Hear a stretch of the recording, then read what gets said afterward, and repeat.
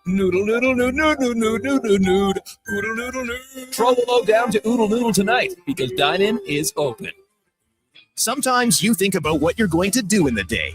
Go to work, pick up the kids from school, make supper. But at GS Construction, we think a little differently. Winter is our season to think, to plan, and to improve. We study, we innovate, we train. So when the thaw comes, we're ready to dig, build, and deliver even better, which means we need people like you. If you're thinking about joining the team at GS Construction, now's the time to do it. To apply and to see how we think, visit gsconstruction.ca. For the first time in 66 years, Golden Bears and Pandas hockey are on the move. During the 2026-27 Canada West season, two of the most successful hockey programs in U Sports history will call Silent Ice Center in Nisku their temporary home. The Golden Bears and Pandas are excited to connect with the South Edmonton community and welcome new fans to experience the tradition and excitement of U of A hockey. Same tradition, new temporary home. Golden Bears and Pandas hockey at Silent Ice Center for the 26-27 season. They're not just a grocery store. They're a butcher, a baker, a cafe, deli, rotisserie pizza, and restaurant, all under one roof. Loca Quality Market does food differently with 2 locations to serve you, Edmonton and Sherwood Park. Visit loca.ca. At On the Rocks, the party never stops. Check it out. Mondays, bingo tunes. Tuesdays, tacos and tequila. Wednesdays, it's wings and karaoke. Shake what your mama gave ya with salsa lessons on Thursdays and the best Latin DJs. Plus, live music every Friday, Saturday, and Sunday, along with DJ Kenny K. Hold on, let's not forget $5 happy hour, 7 days a week. Your bar, your party. You're On the Rocks. On the Rocks. Jasper Ave and 118th. The job won't wait. Why should you? At AWS Welding Supplies and Repairs, conveniently located in Nisku, we've got everything you need to get it done. From product sales to servicing and calibrating machines, we're your one-stop shop. We're a proud, locally owned and operated business, committed to serving our community with a proven track record of customer service. Don't let a broken tool slow you down. We offer fast repairs and free same-day delivery of in-stock items to Leduc, Nisku, and South Edmonton. AWS Welding. We make it happen. Wow, get ready for a silly hockey fans. Your partner in power just skated onto the ice. EWEL.ca, the new e-commerce website for electrical wholesalers Edmonton, is ready for the power play 24/7, 365. UL skates to where the puck will be in 5 years. Now that's forward thinking. Killer selection, slamming products from the best brands, and legendary service. Don't sit on the bench. Get your account today at EWEL.ca and win that project. Plug into your partner in power. Get an EWEL.ca account today. Get down to Harley-Davidson of Edmonton's VIP Spring Blowout Sale this Saturday and Sunday from 10 to 4. New motorcycles are selling for as low as $12,900. And ask us about the 1-year extended warranty on new and used bikes. Bring your buddies, because when they buy a new Harley, you get a $500 referral credit. For more details, visit Harley-Davidson of Edmonton on the Yellowhead Trail or at hdedmonton.com. See you Sunday. With some non-Nissan drivers here. Nightmarish flurries out of the Northwest today, looking like a horror movie. What Nissan drivers 3 o'clock. It's a glorious We roll day through. out there. Here's the forecast. Get a Nissan Kicks S all-wheel drive for $398 monthly at 2.9% with $0 down. Built, tested, and trusted to conquer Canada's Sweden, harsh if winter. us.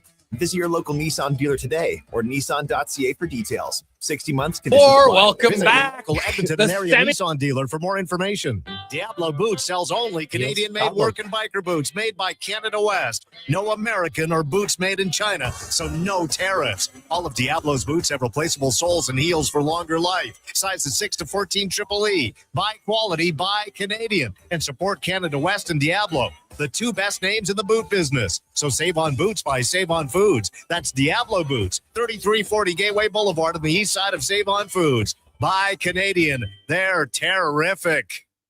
1 in 3 adults don't get enough sleep.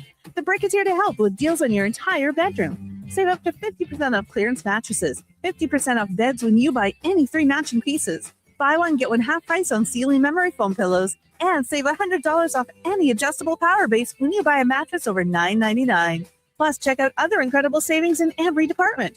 Some exclusions apply. Check out The Brick in South Common, West Ed Mall, North Side, and downtown. Whoa, I gotta put some money on the game tonight. We hit our monthly budget. Whoa, How did you get in here? I'm you, the responsible you. We're right. We'll play another time. Sounds more like us. If you gamble, use your game sense. Visit GameSenseAB.ca. The longest running basketball show in Canada airs every Saturday morning at 10 on Sports 1440. Hoop City with Paul Sir introduces a new generation of basketball talk, and it's right here on Edmonton's home for sports, Sports 1440.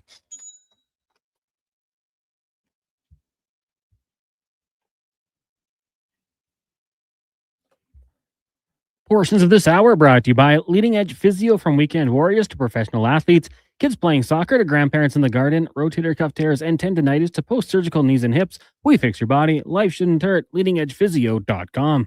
The Jason Gregor Show, the best of Edmonton sports talk and beyond. This is Sports 1440. Presented by PlayAlberta.ca, Alberta's only regulated online gambling website.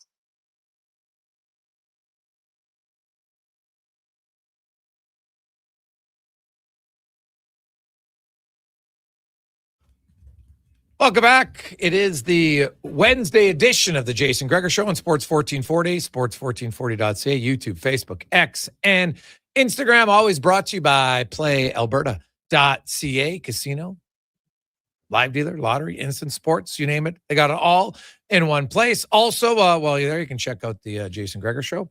Every day we give you some odds, boosts, and picks. So check it out. Some little NBA action for you tonight. Hey, don't look now, but the Charlotte Hornets are on fire. Who would have thought that? 9-1 in their last 10 games. Oh, so ride the wave of the Hornets. Ride the wave. Check it out. PlayAlberta.ca. Like I'd have to look in franchise history. Is this the first time they've ever won 9 out of 10 games? Seem wild to me. Coming up here in the business of sport, Matthew Darche, the GM of the New York Islanders, is going to join us as we have us, of course, means Ritch Winter is here. Rich, what's happening? I was heartbroken. I thought you were going to forget to introduce me there. No, not at all, buddy. Just waiting for you to sit down, give you a breath. Number one rule, never run to the microphone. Right. You saw I was in Phoenix last week, LA. I had a great Super Bowl party with some friends in Newport Coast. And life is good. It was a really good week. So a little depressing to come back to all this. Yeah, you came back the cold time, but not depressing if you're a hockey fan. What a day for hockey. Oh my goodness. Comeback city. The Canadians come back late, tied. They win in overtime. The Finns come back tied late, win in overtime. The Swedes tie it late, but unfortunately for them, they don't win as Team USA wins. And for those who want the Canada-US matchup, but still potentially there, Canada has to beat Finland, USA has to beat Slovakia, and then those two teams will meet on Sunday. And I'm guessing everybody in the hockey world watches this closely, including our next guest. Of course, he is the general manager of the New York Islanders. He was an undrafted player, went to McGill University and really lit it up in his fourth year, earned himself a pro contract, turned pro the following season with the Columbus Blue Jackets and spent parts of 3 seasons with the Blue Jackets, then went to the Predators, the Sharks, the Lightning before finished career, which what I have to think was a thrill from a kid from Montreal to finish his career playing with the Montreal Canadiens. And then he has made the transition to management look smoothly. And I know it isn't that easy, but he's made it look pretty smooth. Matthew, welcome to the show, man. How you doing? Hey, thanks for having me, guys. Hey, I really appreciate you coming in. First of all, as a GM of an NHL team, and how do you watch these Olympics? Well, of course, I'm cheering for Canada, so my Andre Palat almost broke my heart today. But listen, I've seen Pally score those goals quite a few times. I think it's funny because I saw on my feed today, like his 2022 when we lost to Colorado in the final in Tampa. I think he scored 3 or 4 goals, game-winning goals in the last 5 minutes of the game in those playoffs. So Pally's done that. Hopefully, he still has some of that left for the Islanders. But I think it's good for Canada at the end that they get a little bit of adversity. But then I just finished watching the U.S. games, so it's great for hockey. Entertaining games, 3 overtimes today, so it was fun. I watched pretty much every game. Yeah, well, I would think so. Now, as a GM, you want your players to be there, and I want to get your thoughts, Matthew, on your young phenom in Matthew Schaefer, which is really, I think, caught the entire league by storm. And I don't know what your expectations were of a guy who only played 17 games last season, but to not just make the NHL as a defenseman, which is hard to do, I think, at a forward at 18, but to thrive and a lot of times dominate as an 18-year-old. Can you kind of put into words for, as the head of that organization, just what you've seen and maybe how surprised you are from the success he's had as a rookie? Well, you use the right word. He's thriving because young guys, you don't want them surviving in the NHL. You want them thriving. So, listen, I spent a lot of the summer talking with the agent. Obviously, we know he's a special player, saying let's be open-minded here, right? The kid played 17 games. So he went from us thinking, well, there's a chance he goes to Erie and plays World Juniors, to being one of the last guys being kept off that Olympic team, which is outstanding. honestly, since I would say late November, initially we kind of not sheltered his minutes, but like we play him more on a third pair. And since I would say mid to late November, he's been playing against the top lines on the other team, and he's been outstanding. And not only as a player, but just as a human being, as a kid. Like it's fun because the players love him because he's humbled. He's got youthful enthusiasm, but he's very humble, and he's brought a lot of life to our team this year. That's for sure. Well, and Matthew, it's Ritch here. It's like what people don't realize. He's really just 18, right? He's barely 18. It's mind-boggling what he's doing at this age, and what's his trajectory? It's almost unfathomable. Well, yeah, he's 10 days from being in next year's draft. So his birthday is September 5th. So it's makes me start to feel old because he's 2 years younger than my youngest boy. So, but listen, the sky's the limit. He's really, honestly, I really started training camp saying, let's see what he has. And then every game he got better. And then by game 3, when I saw Patrick started to play him 25, 26 minutes a game, at one point I went down, guys, do we need to play him that much? But he gives us a chance to win, right? So after, I didn't even wait the 9 games. I called his GM in Erie after game 6 or 7. I said, yeah, you're not getting him back this year. And he goes, well, we were kind of expecting it when you started seeing 24, 25, 26 minutes. So does he still have things to work on? Of course. But like what I love is we played Edmonton in January. Obviously, Connor was on a 22-game point streak, and like he was thriving on the challenge. He was excited. Actually, I met Ritch that morning, and when I was in Edmonton, what's crazy is like he was excited before the game to play against McDavid, getting the D's. Like, hey guys, let's do a job on McDavid. Like he's 18 years old. Like instead of being all right tonight, I'm playing McDavid. He was excited by the challenge, and that's the kind of mindset that you want in a player that's going to have a huge role on our team for many years to come. So it was great to see. And listen, Ilya Sorokin played an awesome game that game. That's why we won 1-0. But I guess we did stop Connor's point streak. So honestly, he's a special player, and we're lucky to have him.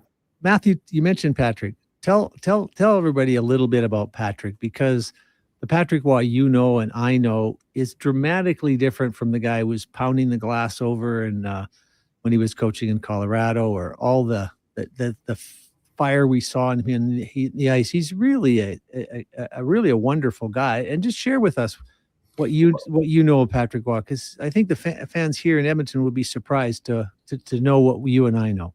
Yeah, for sure. And even me as a Quebec kid growing up watching him, a lot of people thought we knew each other when I got this job. Actually, the only time I've spoken to Patrick Waugh before having this job is last year after a game in Tampa. He was walking towards the bus. I was walking towards my car, and obviously I know who he is. He knows who I am because I played in Montreal, and then obviously being in Tampa and winning those cups. So we chatted for 5 minutes, just, hey, how you doing? My name is Matt. My name is Patrick. And that's it. So when I got the job, that's when I got his number the first time. So I got the job, and on the Friday and the Sunday we met in Montreal for 5-6 hours. And after meeting with him and doing my due diligence, I called around everywhere he's worked and get some information. I wanted to work with him. And you know what I told him? Actually, I told him that maybe a month and a half or 2 months ago. My perception as a Quebec kid, seeing him in the media and coaching junior, was Patrick is my way or the highway, right? I know more than all of you. I'm a winner, which he is. What really surprised me is how humble he is. Sometimes I say that to some friends in Montreal. They're like, really? And they laugh. I said, he is very humble, and he's asking opinion all the time. He's asking his coach's opinion. He obviously, even during the break, we talked almost every day. He's asking my opinion. Even sometimes I said, hey, it's your decision, So, and he's really a team player. And like I said, I told you, Rich, last time too, like Patrick's independent financially. So for him to coach for 14, 15 years in junior, riding the bus, to Cape Breton and Baie-Comeau and these places, like you got to be passionate. So I've really enjoyed working with him. And that was my biggest surprise. And I told Rich when I met with him last month that was my perception as a Quebec kid, because you see the fire in his eyes, right? It's like, and you heard what happened in Colorado. You're like, oh, like it's my way or the highway. And it's absolutely not the way he is. Like, so I've really, really enjoyed. I think Matthew, he may have been that way. I think he's really matured. And I mean, I think it surprised you a little bit to see that not only was he reaching out to you and to others to learn his craft, he'd even reached out to me to seek out an individual that I know very well that has had an impact on a lot of people's lives, coaches in NFL and NBA. And I think you were even surprised to find out that he got that number from me. And that just tells you how passionate he is. I'm sure I'm not the only agent he reached out. I mean, Patrick Roy is like a lot of the great athletes. He wants to be the best he can be. And sometimes I think, Matthew, early on in his career, he was his worst enemy, right? Well, forced enemy comes a pretty good enemy. Well, I think what happened is his passion used to, I like it a little bit like Kobe Bryant. Kobe Bryant talks about early in his career, he wanted to be the best player. And that's Dominic Hasek and Patrick Roy and Sidney Crosby and Kobe Bryant. But towards the end of his career, he realized greatness came from making other people better. And I got to know Patrick when we had players playing in Quebec, and he surprised the daylights of me in terms of how he handled himself and how he really was. I had one of my players, Adam Ernie, basically lived at his house almost because he was dating his girlfriend at that time's daughter. And but I just think over time, he just was able to conquer that. And what Kobe found out, just when I elevate others, and we win, that's greatness. And I really think Patrick's found a different type of greatness in the last few years. And you're right, Rich. Like and I don't mind mentioning because Patrick has mentioned it, but Patrick wants to improve, so he reached out to Rich because he knew Rich knew a gentleman, a sports psychologist called Michael Gervais, who's worked with the Seahawks. He's worked with multiple athletes. He's a very well-known person, just to help him with his message to the team, to the players, and we talked about it. I wanted to hire a sports psychologist, but Michael, is probably too high profile for what I wanted, because I wanted someone, when we did hire someone, that's going to go to Bridgeport, our AHL team, is going to talk with our junior kids and all that, which that wasn't necessarily Michael and Patrick, just because of I guess, continuous improvement, or whichever you want to call it, self-improvement. Like, he's actually spending it from his own pocket. So he's not even asking the team. So he's like, and at one point I said, hey, Patrick, we can help you. No, it's for me. It's to help me be a better coach and communicate better with the players. So I'm taking care of this. So he's not just going, I'm Patrick Roy, I got a big name, and wherever I coach, it's going to work. So he's trying to get better, which is a great quality that he has. He doesn't think he knows everything because he's won cups. He doesn't, even when we talk about our goalies, Patrick's humble enough to say, he told me, he's like, I can't coach a position today. Yeah. But one thing he did, when Ilya was struggling at the beginning of the year, is at one point we talked, is then someone else that I respect a lot around the league, that's a goalie coach, and he told me, but Patrick still has the mindset. He might not coach a position technically, but he still has the mindset of a goaltender. So I talked about that with Patrick, and he started spending more time with Ilya, just talking mindset-wise, not technique, because the game's different than when he played in shootouts, how he approached it and how he scanned the ice, and the desire to win and have the big game. So he's done a great job with that. So I like his humility that, hey, I might be Patrick Roy, I might be the greatest goalie of all time and winning 4 cups and, I don't know, 2 or 3 MVPs, if not 4. I have work to do on certain aspects of the coaching job, and he took it upon himself to get better. I remember him talking to Adam Ernie one night. We were out for dinner, and he asked Adam when he started preparing for games. And Adam, said, I get there at 4:30. I work on my sticks. Patrick said, wow, you wait that late? And then he went through story after story about how he would lie in bed the night before and visualize Yzerman, Shanahan. He has a pretty good idea what he's they're going to do from having played them. And he plays the whole game in his mind before he even gets to the rink the next day. And I think those things that people don't know about, like a young Ilya Sorokin doesn't know about. I mean, Patrick has so much to impart just from the way he conducted himself, away from the rink, and the massive amount of preparation he did that really goes unnoticed because he's doing it between the sheets in a hotel on the road. Absolutely. That's the way Patrick is. And that's why the greats are. Tom Brady, you've seen documentaries of, and we were good friends with the GMs and the Bucks in Tampa. And he said that, they have iPads. They know how many minutes every player is on it. And Tom was outside the facility. He was over 20 hours a week. Yeah. So there's a reason. Sidney Crosby's the same way, right? Those great players would be very good players, but they're great because of, I see it in Tampa, Nikita Kucherov, the season ends. A week later, he's on the ice 6 days a week. And then he invites some guys to do his drills. You miss one day, you can't go on the ice with him anymore. He's literally like that. He said, you missed one day. I guess you didn't try to get better today. You're done. You're not coming on the ice with me anymore. Well, there's rules, Matthew? And you maybe, I don't know if we're going to a break, but it's here soon, Jason, but you enforced your rules recently when, and it's important to have that kind of commitment to values and but you had an issue with one of your players and you dealt with it without letting him get off the hook.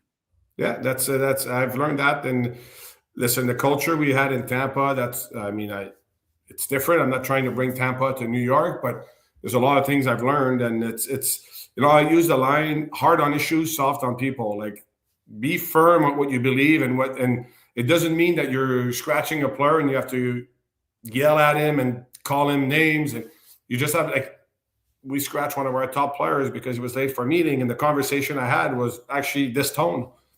It's like, yeah, but these are the rules. So you're going to miss the game.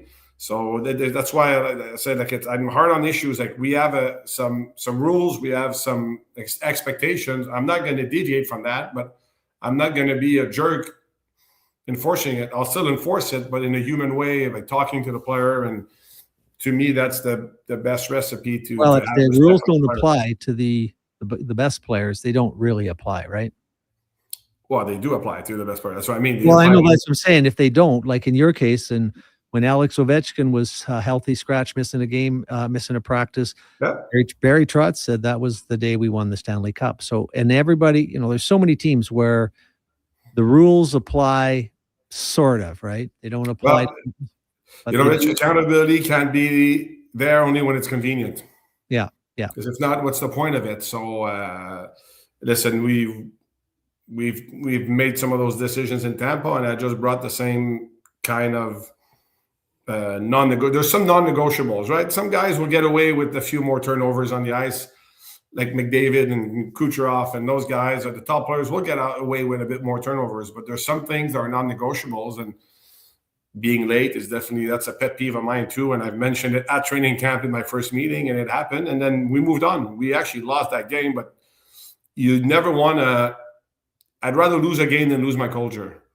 Yeah, so it was okay to lose a game and then we went on a tear after that. And so I think your culture is more important than just the result of one game in an 82-game season and many seasons that you're going to be there. So that's the way I view it.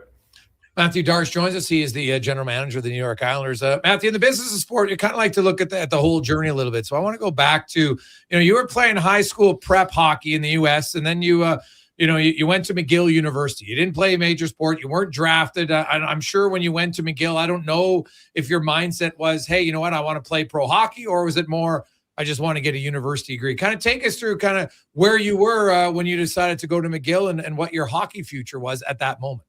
Well, I grew up playing multiple sports. Like in high school in Montreal, I was playing hockey, football. I see my brother played 9 years in the NFL after.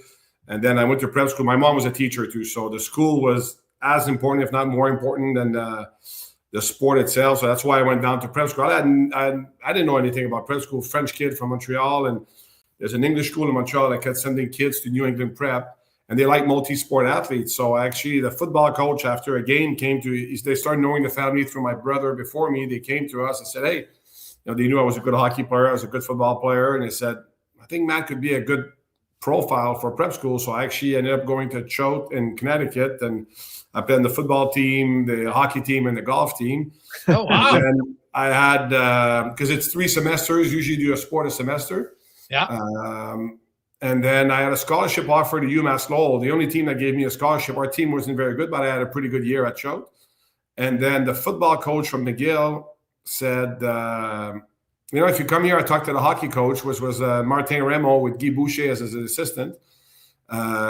They say, if you come here, we'll let you play 2 sports. And my brother was playing at McGill and only football. So I was like, you know what? I'm going to go back. And I turned down a D1 scholarship because then I think I'd play pro. Yeah, like any kid from Canada, or like it was a dream, but you don't really think about it, right? So I went back to McGill. My first year, I actually had 1 assist in my hockey season. Yeah. I was the only freshman that played every single game in football. I had actually a better football season, but then I had 5 classes, like a full course load. Like in the winter, I remember I used to indoor football practice from 7 to 8:30, classes all day, then hockey practice at night. It was just too much. And after my first year, I was like, I didn't want to just be average in 2 sports. I wanted to. So I went to the football coach, who was shocked, because actually I got recruited for football. Even Quebec, they have some Quebec bursary, Fondation de l'Athlète d'Excellence, at every sport in college. I got one for football, not even hockey. Okay. And then I decided to just play hockey. And then I went from 0 goal, 1 assist to 21 goals in 26 games. And Guy Boucher, I knew since I'm 13 years old. He went to school with my sister. And then he was the assistant coach. He worked with me after practice. And then my last year, I led the country in scoring. And Columbus came in the league. I had 4 offers with signing bonuses. And I was like, these guys are fools. I would have gone on a tryout. But I actually didn't even take the biggest offer. I took Columbus. There was no cap on signing bonuses, so it was a bit more than today.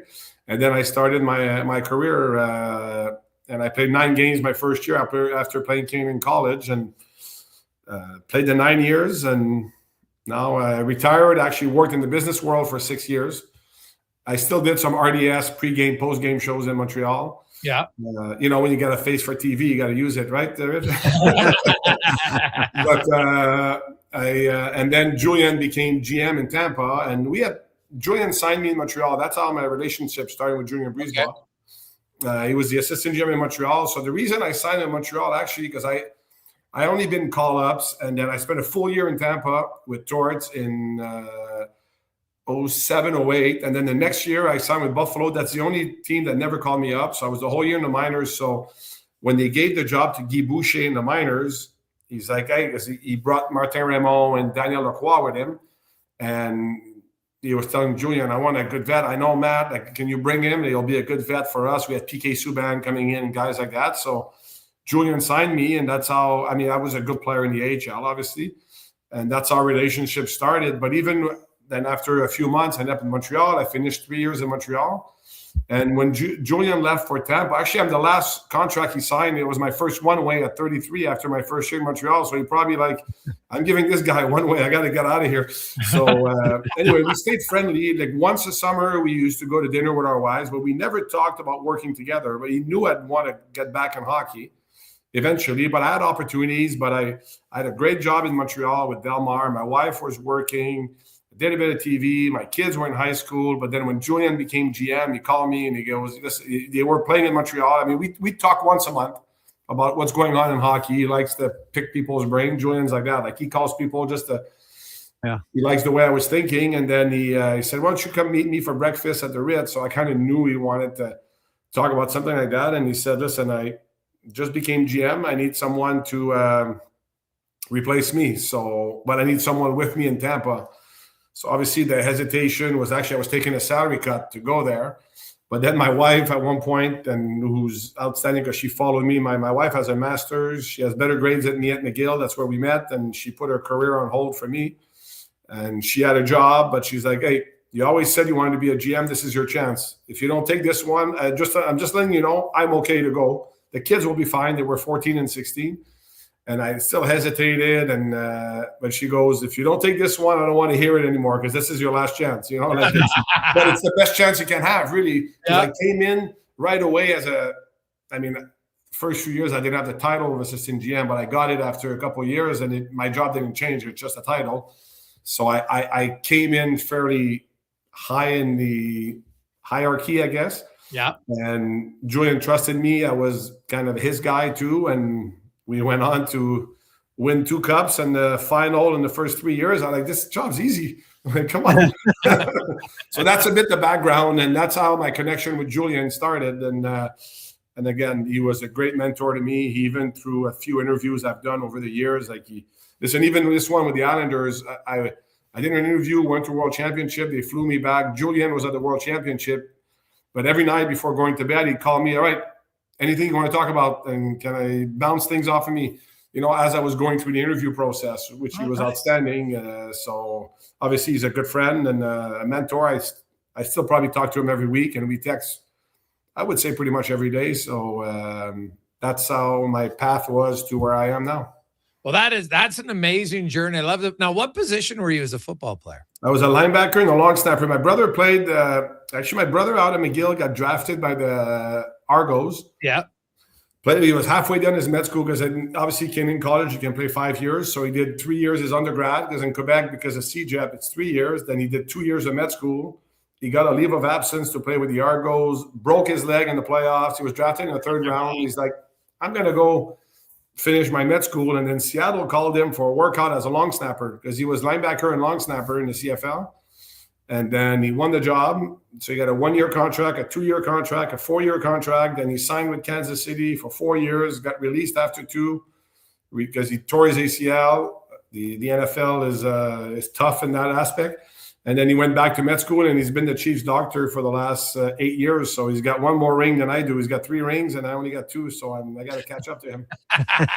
Well, no, yeah, that's Jean-Philippe, great, or JP. Yeah. They call it JP. Yeah. So no, that's amazing. So obviously, you got some athleticism in the Darche family. So Matt, we're going to take a break, and then when we come back, I talk a little bit more about that business side. And even though you were out of hockey on your business, I want to see how that helps you maybe on the business side of hockey next year on the Gregor Show with Ritch Winter and Islanders GM Matthew Dyar here on Sports 1440. Hey, Edmonton, did you know Play Alberta winner scored over $500,000 on Mega Jackpots Ocean Bells? Think about the season tickets you could lock down with that kind of cash. From major casino winners every hour to jackpots worth millions and hundreds of popular games to money that stays in the province, there's never been a better time to sign up for Play Alberta. Download the app today to get started with casino, sports, and lottery all in one app. Must be 18 plus to play. When you gamble, use your game sense.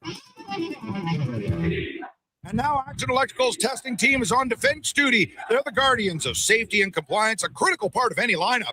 Precisely. They perform rigorous safety and code compliance testing for commercial operations. Think of them as the referees, ensuring everything is up to standard before disaster strikes. Their preventative plays are legendary, spotting faults early. Hire the Action Electrical team to bring home a win for your project. Visit actionelectrical.net. Day or night, tasting just so right. You can order oodle noodle at oodlenoodle.ca. Delivering noodle noodles almost right away. Remember, you can order oodle noodle at oodlenoodle.ca. So stay on your couch all day and order oodlenoodle.ca. Oodle noodle. They're not just a grocery store. They're a butcher, a baker, a cafe, deli, rotisserie pizza, and restaurant, all under one roof. Loca Quality Market does food differently with 2 locations to serve you. Edmonton and Sherwood Park. Visit loca.ca.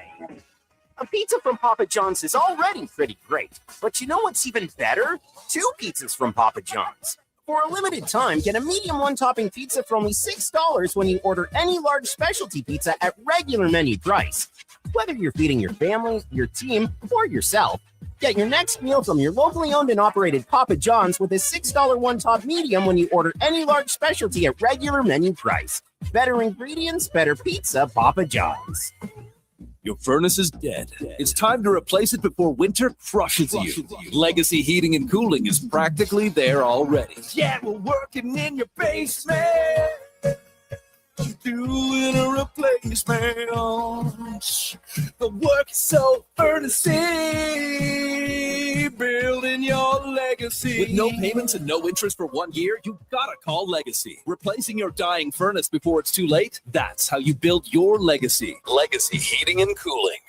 At Fountain Tire, success is a team effort. They're committed to their team members and their customers. And that means treating your vehicle like it's their own and finding solutions that suit your needs. Because whatever the road brings ahead, they're on it with you. Visit fountaintire.com today. Come for Canada's largest trade shows, the biggest names in entertainment, exhilarating sporting events, and more. And stay for the experience at the Edmonton Expo Centre. Looking for the perfect place to host your next big event? From trade shows to galas, meetings, and concerts, the Edmonton Expo Centre has the space, event expertise, and service to make your next event unforgettable. With over 522,000 square feet of flexible event space, in-house catering, and operational expertise, they bring your biggest vision to life. Learn more at edmontonexpocentre.com today.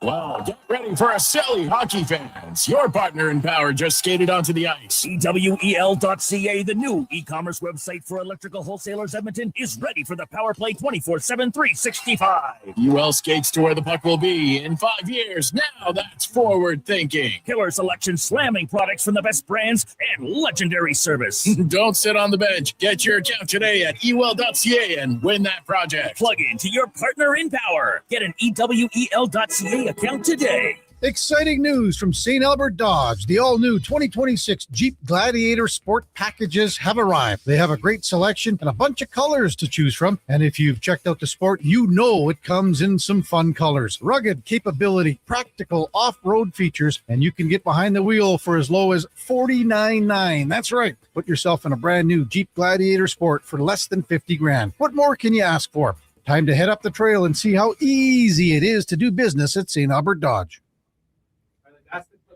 Portions of this hour brought to you by On the Rocks. Team Canada is back in action, and OTR is ready to be your hockey headquarters. $5.75 Molson Canadian, 69-cent wings, and play, score, and win every game. See more at ontherocksYEG.com.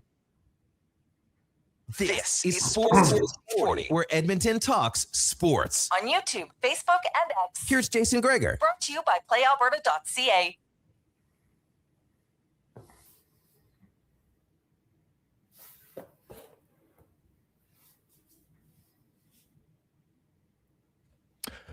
.433. Welcome back. Jason Gregor, Ritch Winter here on Sports 1440 is always brought to you by PlayAlberta.ca. Alberta's only regulated online gambling website where 100% of the revenue stays right here in the province at PlayAlberta.ca. And our special guest today in the business of sport, the general manager of the New York Islanders, who are currently sitting in third place, right behind the Pittsburgh Penguins in the race for home ice in the Metropolitan Division in his first year as the GM. Of course, was hired by the Tampa Bay Lightning as director of hockey operations back in May of 2019, won 2 Stanley Cups with them, and was hired as a GM of the Islanders in May of 2025. So May's a good month for you for getting hired, Matthew. But I do want to talk, in between retiring, you worked at, you were the VP of sales and marketing for Delmar International. Did that, being in that role, did it help you at all in the management role now in the NHL? Well, absolutely. It's funny because when I got this job, obviously, I got the job in Tampa. Julian called the owners of the company because the owners were my bosses. It's a Montreal-based company, Canadian-based, actually the biggest Canadian freight forwarder with offices. I went to China, to Bangladesh, India, Mexico. So I traveled a lot for that job, which was a great experience. And when he called them I told him I was leaving, and he called them not to apologize, but to say, hey, thanks for what you did for him. And he says, part of it is I think he always had interest in working with me from what I understood. If you got a GM job in 15, 16, 17, whatever, but he felt I was even more prepared for this job because of the 6 years. Like I learned to manage people because I had a team of about 40 people. I've learned to manage budgets. I've learned to manage sales expectations and things like that, and processes and all this. So even if it wasn't hockey, of course, it helped me. And the other thing that I feel helped me a lot is being involved in those labor negotiations as much in the AHL as in 2012 with the CBA. Unfortunately, I never played after those, but to me, I always joke with people, it was like doing an MBA in 6 months with, watching Gary and Don Fear go at it there. I mean, people can say what they want about both of them, but they're smart people, right? They have experience. So it was interesting to see that aspect. And of course, getting into this job after being out of hockey, doing this, I knew the CBA pretty well because I negotiated it. Right. Not I, but I was part of the group that negotiated it.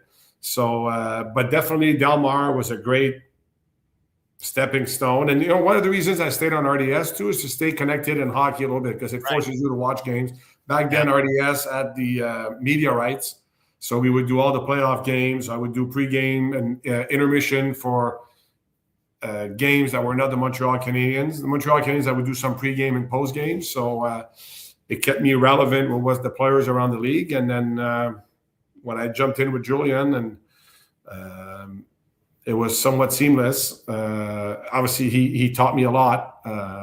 And what I was very fortunate, and I've told people, is a lot of times you see every team now, they have 3-4 assistant GMs, and everybody's in charge of one thing. Yeah, part of my role was the salary cap and budgets and contract negotiations, but I'm very, very fortunate. It's not because I'm better than anybody else. It's because I had a person that allowed me to do that. And Julian, is I was involved in every single aspect. Sometimes he called me like his chief of staff, almost, So I was involved in amateur scouting, pro scouting, the analytics department, because Tampa's really advanced in analytics. So when I took this GM job, nothing was new to me, because I felt like I was assisting Julian in every facet of his job. So I'm very fortunate that he made the transition to GM a lot easier. What's the 2 favorite books Julian has given you to read since you started working with him? Because he's given me a number, and I'm curious what your favorite is, because he's an avid reader. Yeah. I always used to call what we do the Julian Breezebaugh Ritch Winter Book Club. We'd share books with each other all the time. He's an avid reader. Well, one of them that I really enjoyed is Grit by Angela Duckworth. Oh, yeah, great book. Outstanding book that Julian gave me. I mean, gave me a bunch. And another one, it's funny because when I first, during my 3rd year, I started getting a few interviews for GMs. They brought me a book. It was called Now Why? Now What? It's like, all right, you got the job now? Now what? What do you do? Like, it's like the steps getting into a new job, like the 100 days, and that's 100-day plan is pretty vague and generic, but like it was a book about, all right, you try to get a job, you interviewed for a job, and now what? You're working towards being in the Olympics. You're training. Now what? So, which I thought was really interesting. So, I really liked a bunch of books he gave me. Oh yeah, the one I really liked was called "Turn the Ship Around." I don't know if he ever recommended that to you. It was about a captain of the worst performing nuclear submarine in the U.S. fleet, who he turned around. It's just a great leadership book on how this guy mentored, and I found that what I found with him, and maybe because I'm in the hockey business, maybe he very seldom recommended a sports book. It's always something really unique. I can always learn. Another great one that I liked is from David Epstein. It's called Range. Range is very good. Yeah, it's very good. It means like that the title underneath it says, in an over specialized world, generalists tend to do well because, and the example that stood out to me in the book is there's an engineering problem that no one can solve. So they keep having engineers attack the problem, but they all have the same thought process, right? And then they brought a lawyer that has let's say an undergrad in engineering, became a lawyer, practiced as a lawyer, and then just because he approached a problem from a different angle, he solved it compared to all those. So meaning that being well-rounded instead of just, and I do this in my management group, I'm trying to get, I don't want only ex-players, I want different people part of the management group so we can approach decisions and from a different angle. And that's probably where me and Julian complemented each other well. Is obviously he's a lawyer, he's got an MBA, a lawyer. I'm a former player with some education background too. So I thought we complemented each other really well. So that's a real good book from David Epstein, who also wrote The Sports Gene, which is an interesting one. Yeah.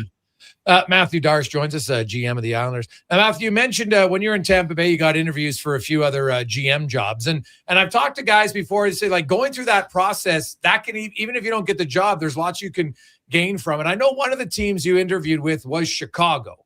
And did you not interview with like multiple different people for that job? Like outside, like guys who weren't even working for the organization, like former players even?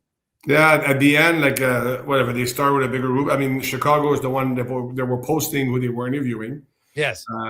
There was a process with a headhunter that like very defined, here, prepare these things in your presentation. And there were some assessment tests and all that. And at the end, when they narrowed it down to two people, then we we did separate interviews with 3 former Blackhawk players on top of it. And so yeah, it was interesting. You know what? Every one of them were different that I did. And the reason I stuck by 2 is felt every one of them ended up in the final 2. So I was like, listen, Julian told me also more often than not, they know who they want before it starts, those interviews. Yeah, exactly. And that was definitely true there, Matthew. There was a president who wanted somebody that she could control, and she got it. I don't know. Again, that's not from my purview because I think Kyle's done a good job there. He's done a good job. And I like Kyle. He's a really good friend of mine, so I like Kyle. Yeah, even the other ones, which is fine. It's for you to convince them, which I felt I did here in New York. And there was a few close calls, but it's fine. I felt I got better in every interview. And when I got to the Islanders interview, I just decided, like, let's not try to tell them what I think they want to hear. Let's just pitch completely my plan directly and prove to them that I know what I'm doing. And I'm how can I say it? I say with authorities, meaning I'm confident in my plan. Yeah. And that's what I presented here. And I was fortunate enough that they gave me the opportunity. And I always joke with them at one point that people asked me, I said, I fooled them, but it's okay. I fooled my wife 25 years ago. She's still with me. Hopefully in 25 years, I'm still here. But no, it's been a great working environment. The ownership group has been outstanding here. And I think we're having a pretty good season. It's still a lot of work to do in the last 24 games. We have 24 left, and it's going to be a grind. The playoffs have basically started, especially in our division. You win 2, you're in second or first place. You lose 2, you might be out of the playoffs.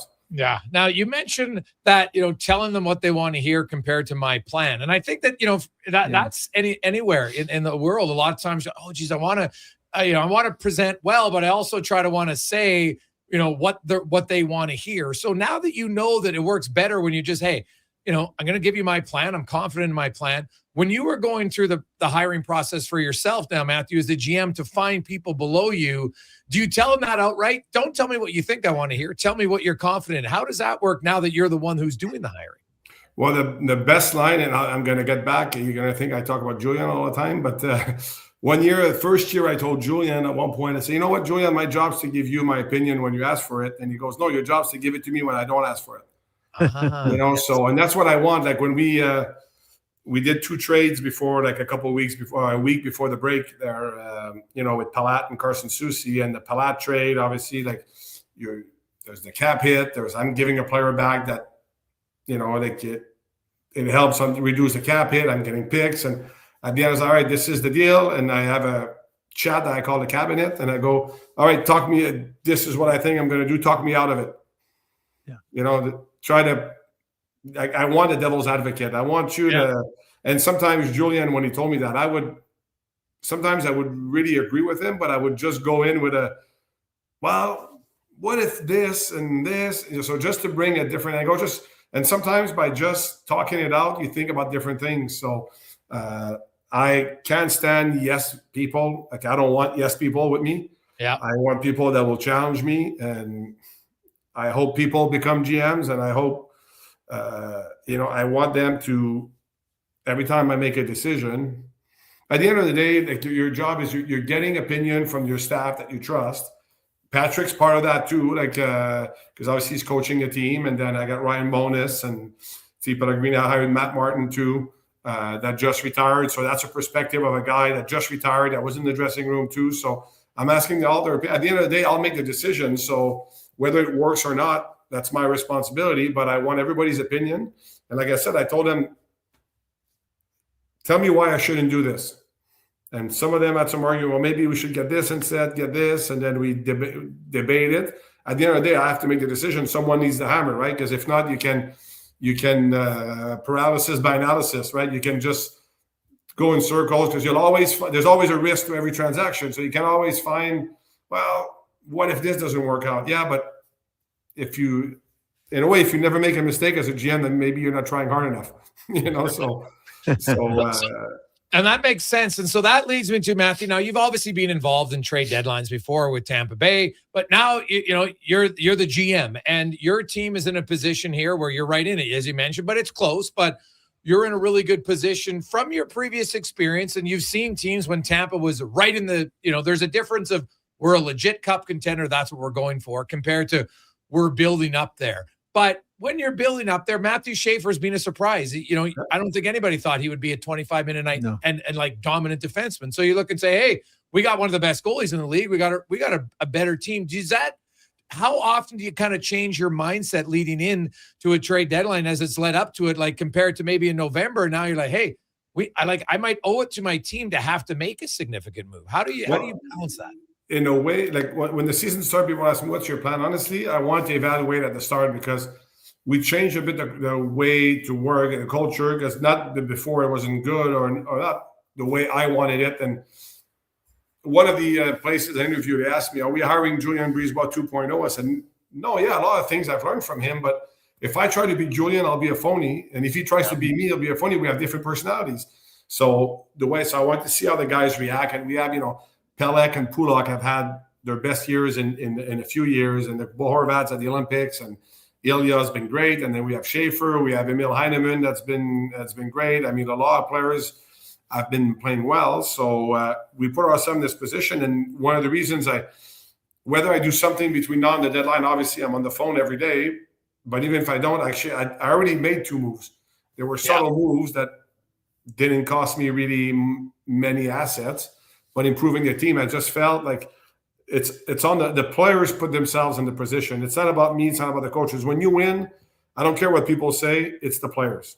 It's not the coach. It's not the GM. Yeah, we all have a role in it, but the most important people for you to win is the players. So at the end of the day, the players put our team in the position where we were. And I just felt once we lost Romanoff, I wanted someone with a bit more. Like our call-ups actually did a great job. Yeah. We've tried a bunch of guys, Isaiah George and Marshall Warren and Travis Mitchell and guys like that. And we had Adam Bachfist that after a tough start was playing really well, but I just felt like to cement ourselves, it's going to be tougher and tougher. I wanted a more established NHLD and a defender and a guy that can probably take some of those PK minutes away from Matthew Schaefer or just limit them a bit. Yeah. So instead of playing 26, 27, maybe he plays 23, 24 or 22. So, we're late in games. He doesn't need to take a slap shot off the ankle, So to me, like it was just showing the players, hey, you guys have done a great job to put us where we are. So I'm trying. And Palat, I wanted a guy that has lived those moments. Palat has 155 playoff games. Yeah. Like the goal that he scored today, like I've seen him score many of those. And it's funny because someone here said, one of the reporters here said, I covered the 22 playoffs when we played the Rangers in the conference final. We're down 2-0 at home. He scores in the last minute of the game to win. The game winning goal in the last minute of the game. So we're 2-1 instead of down 3-0. So like he's played those moments before. So I just felt like the way he plays, he blocks shots, he plays playoff hockey so at the end of the day, after those, I think my team is better. Would I do something else? I'd love to get another scorer, but everybody does. They don't grow on trees, right? Like, and the ones that have them, they don't want to get rid of them. So it's easier said than done. People always, we need this, we need that. Yeah, I'd love to, but the good players, the teams don't tend to give them away either. So, and I got 2 first-round picks. I have no problem moving one of them for a player that makes sense, not just for this year, but for a few years going forward. Because I don't want to, where the team is, I don't want to give a first rounder for a rental that I lose at the end of the year, but I have no problem. And I've learned that in Tampa, we've rarely gotten a rental. The only one we've gotten was David Savard, but we won the cup and it worked out. It's just the cap was so flat that we couldn't pay him. But you look at Barclay Goodrow, Blake Coleman, they still had a year on their contract. Brendan Hagel had 2 more years on his contract. All these guys are RFAs that you still control. You still have the player. It's just a question of agreeing on the contract, but you're not losing him for nothing. So I got no problem doing that if the right opportunity comes. Yeah, just one quick side note. You might really want to pick up Michael Gervais' podcast this week last week because he interviewed Angela Duckworth, and I think you'll find it really interesting. And might mention to Patrick because gets into some stuff that I think is right in line with the culture you kind of hard there. So you'll enjoy it. Now, Matthew, you said it earlier how I'd rather sacrifice a game than sacrifice my culture. And a lot of people hear the word culture, and sometimes I think they try to minimize it and they feel it's not important because it's something that a lot of people from the outside can't see and definitely can't feel. So in your experience, how do you build a culture? And more importantly, what are the keys to maintaining it? Well, to me, it's through actions. It's not like culture gets thrown out like, oh, culture this, culture that is how you, I don't want to say enforce because it sounds too much like I'm trying to jam it down their throat. That's not it at all. But we expect a certain work ethic, behavior from the players, and you got to stay consistent with what you expect. Again, like I said earlier, accountability is a big thing in sports, and it can only be when it's convenient.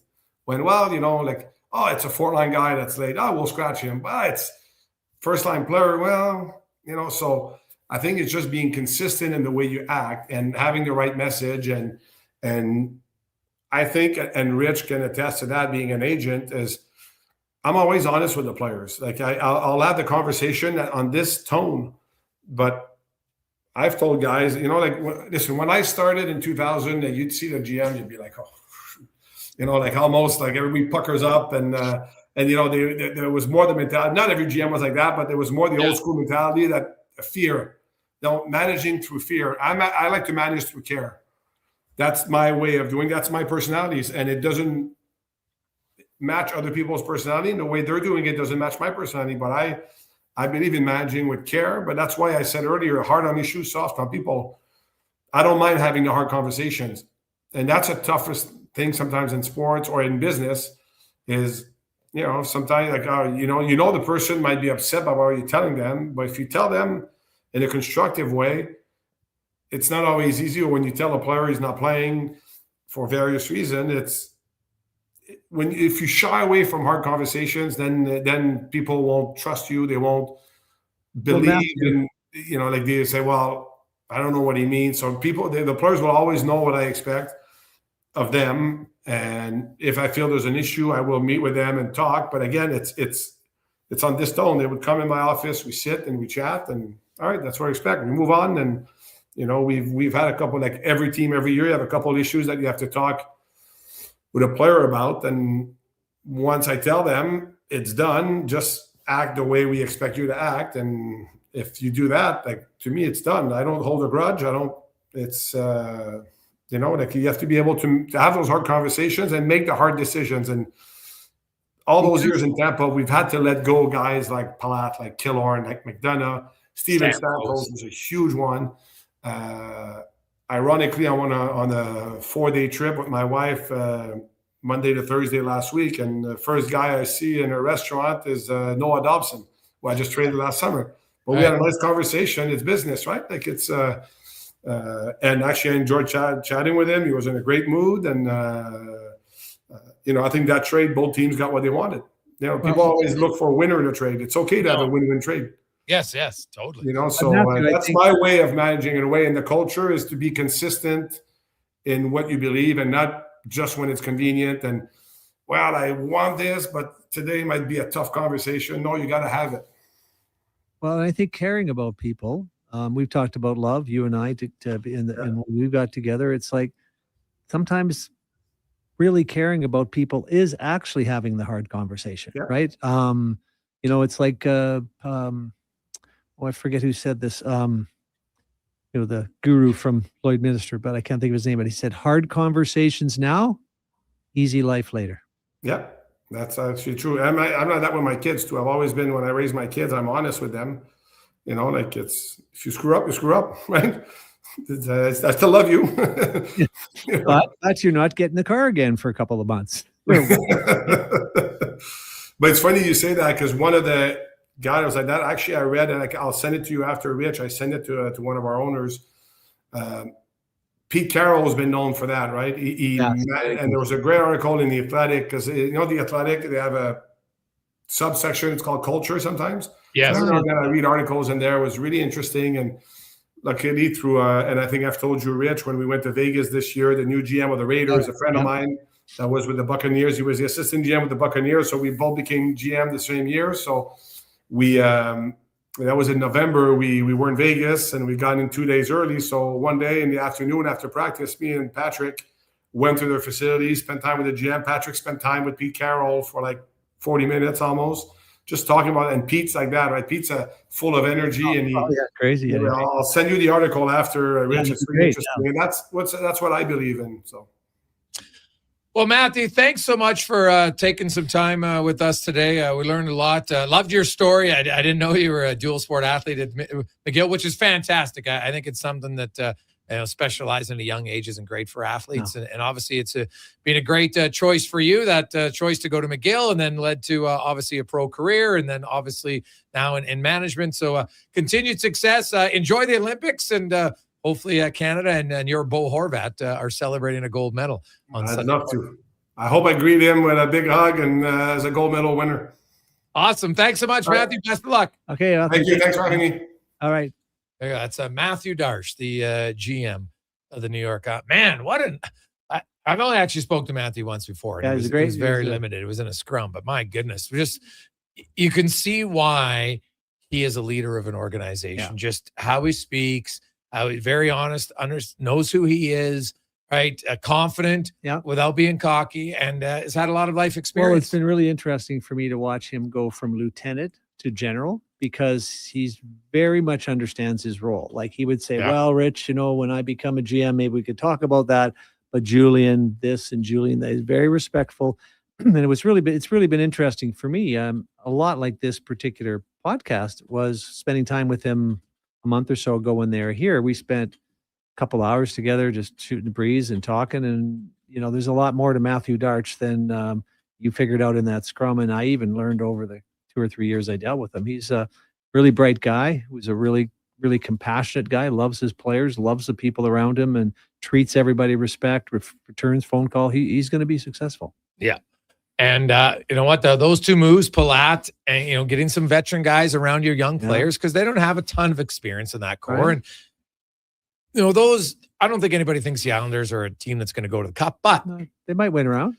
Might win 2 rounds. Like Carolina is not like there's no Tampa Bay in their division. There's no Colorado in their division. There's no Vegas or Edmonton. Like they don't have like a real dominant team. Yeah, and Pittsburgh, and who knows, like that Crosby thing is going to be interesting to watch. I really hope for his sake and the Penguins' sake. And then, Team Canada's sake, that it's nothing serious. Yeah. But, for him to leave a game, it doesn't happen very often. So, Rich, great stuff, man. Enjoy the now Czechia for you, because you've had so many Czechs over the years as clients.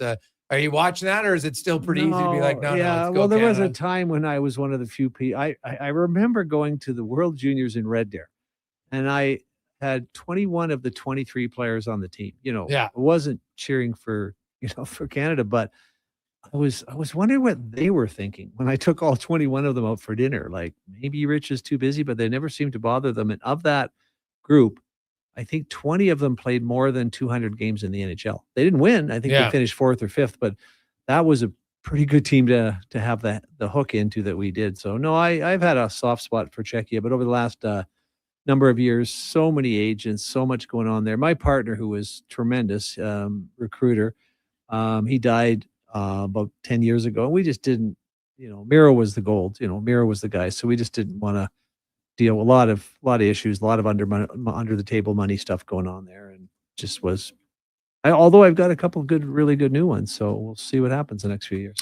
Awesome. Well, Rich, we will chat with you next Wednesday. Have a good week. Thanks, man. That's the Business of Sport, brought to you by PlayAlberta.ca. Let's get to the con man and a sports 1440 update, brought to you by Northgate Chevrolet Buick GMC. Spring is coming, and so are the Corvettes. Come see the vets inside Northgate showroom.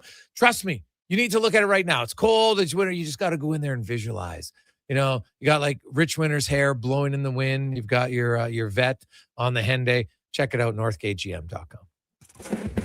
This is a Sports 1440 update. Over at the Winter Games, men's ice hockey, Canada battling back to beat the Czechs 4-3 in overtime. Mitch Marner scoring the winner to get Canada into the semifinals. Tough news for the team, as captain Sidney Crosby left the game in the second period and did not return with a lower body injury.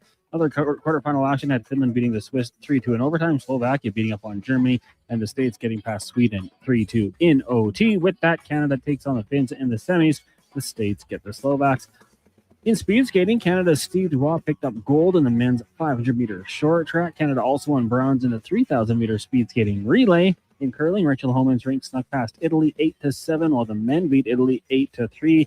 And over in Edmonton, the Oilers announced that Paul Coffey will return to the team's coaching staff.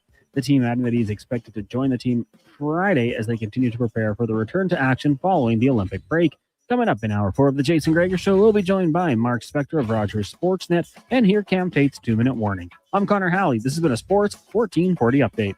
Sports 1440 in West Edmonton Mall and Wetaskiwin. CKJR is a Stingray radio station. Download the free radio player app and listen wherever you go. A pizza from Papa John's is already pretty great. But you know what's even better? 2 pizzas from Papa John's. Welcome back. It is the Wednesday edition of the Jason Gregor Show. Any large specialty pizza at regular menu price. The Jason Gregor Show on Sports Your family, your team, or yourself. Get your next meal from your locally owned and operated Papa John's with a $6 one-top medium when you Jason order Gregor, any Ritch large Winter specialty at regular menu price. on the Better Henday. ingredients, Check better it. pizza, Papa John's. Legacy Heating and Cooling offers no payments and no interest for 1 year on your new furnace. So when you wake up to no heat, Call Legacy. Call Legacy. if you need it immediately with no overtime rates, if you need it immediately and want to combo it with AC, Call Legacy. Call Legacy. no payments and no interest for 1 year on your new furnace. It could only be Legacy Heating and Cooling. At On the Rocks, the party never stops. Check it out. Mondays, bingo tunes. Tuesdays, tacos and tequila. Wednesdays, it's wings and karaoke. Shake what your mama gave ya with salsa lessons on Thursdays and the best Latin DJs. Plus, live music every Friday, Saturday, and Sunday, along with DJ Kenny K. Hold on, let's not forget $5 happy hour, 7 days a week. Your bar, your party. You're On the Rocks. On the Rocks. Just West Brav and 118th. The job won't wait. Why should you? At AWS Welding Supplies and Repairs, conveniently located in Nisku, we've got everything you need to get it done. From product sales to servicing and calibrating machines, we're your one-stop shop. We're a proud, locally owned and operated business, committed to serving our community with a proven track record of customer service. Don't let a broken tool slow you down. We offer fast repairs and free same-day delivery of in-stock items to Leduc, Nisku, and South Edmonton. AWS Welding. We make it happen. 1 in 3 adults don't get enough sleep.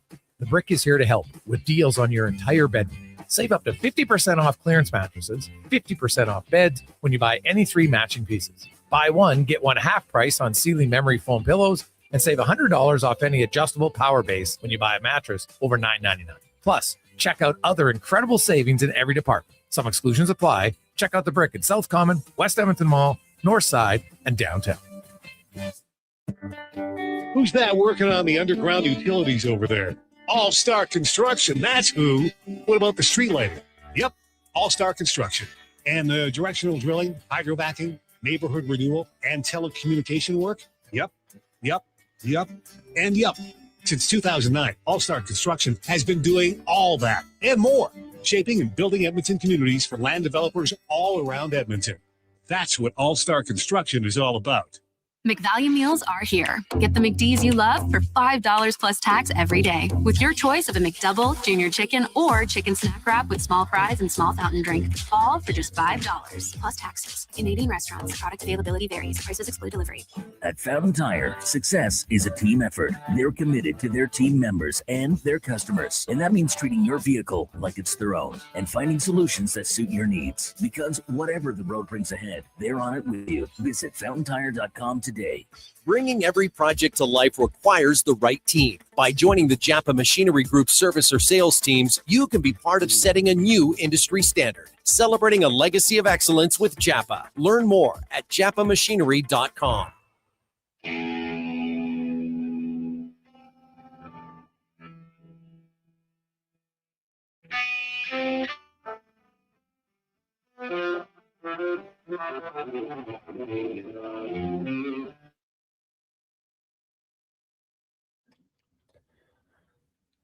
Portions of this hour brought to you by Riverside Honda, 59 years and counting, is St. Albert and surrounding areas' premier Honda and Can-Am dealer. It's your dream. Ride it at riversidehonda.com. The Jason Gregor Show, the best of Edmonton sports talk and beyond. This is Sports 1440. Presented by PlayAlberta.ca, Alberta's only regulated online gambling website.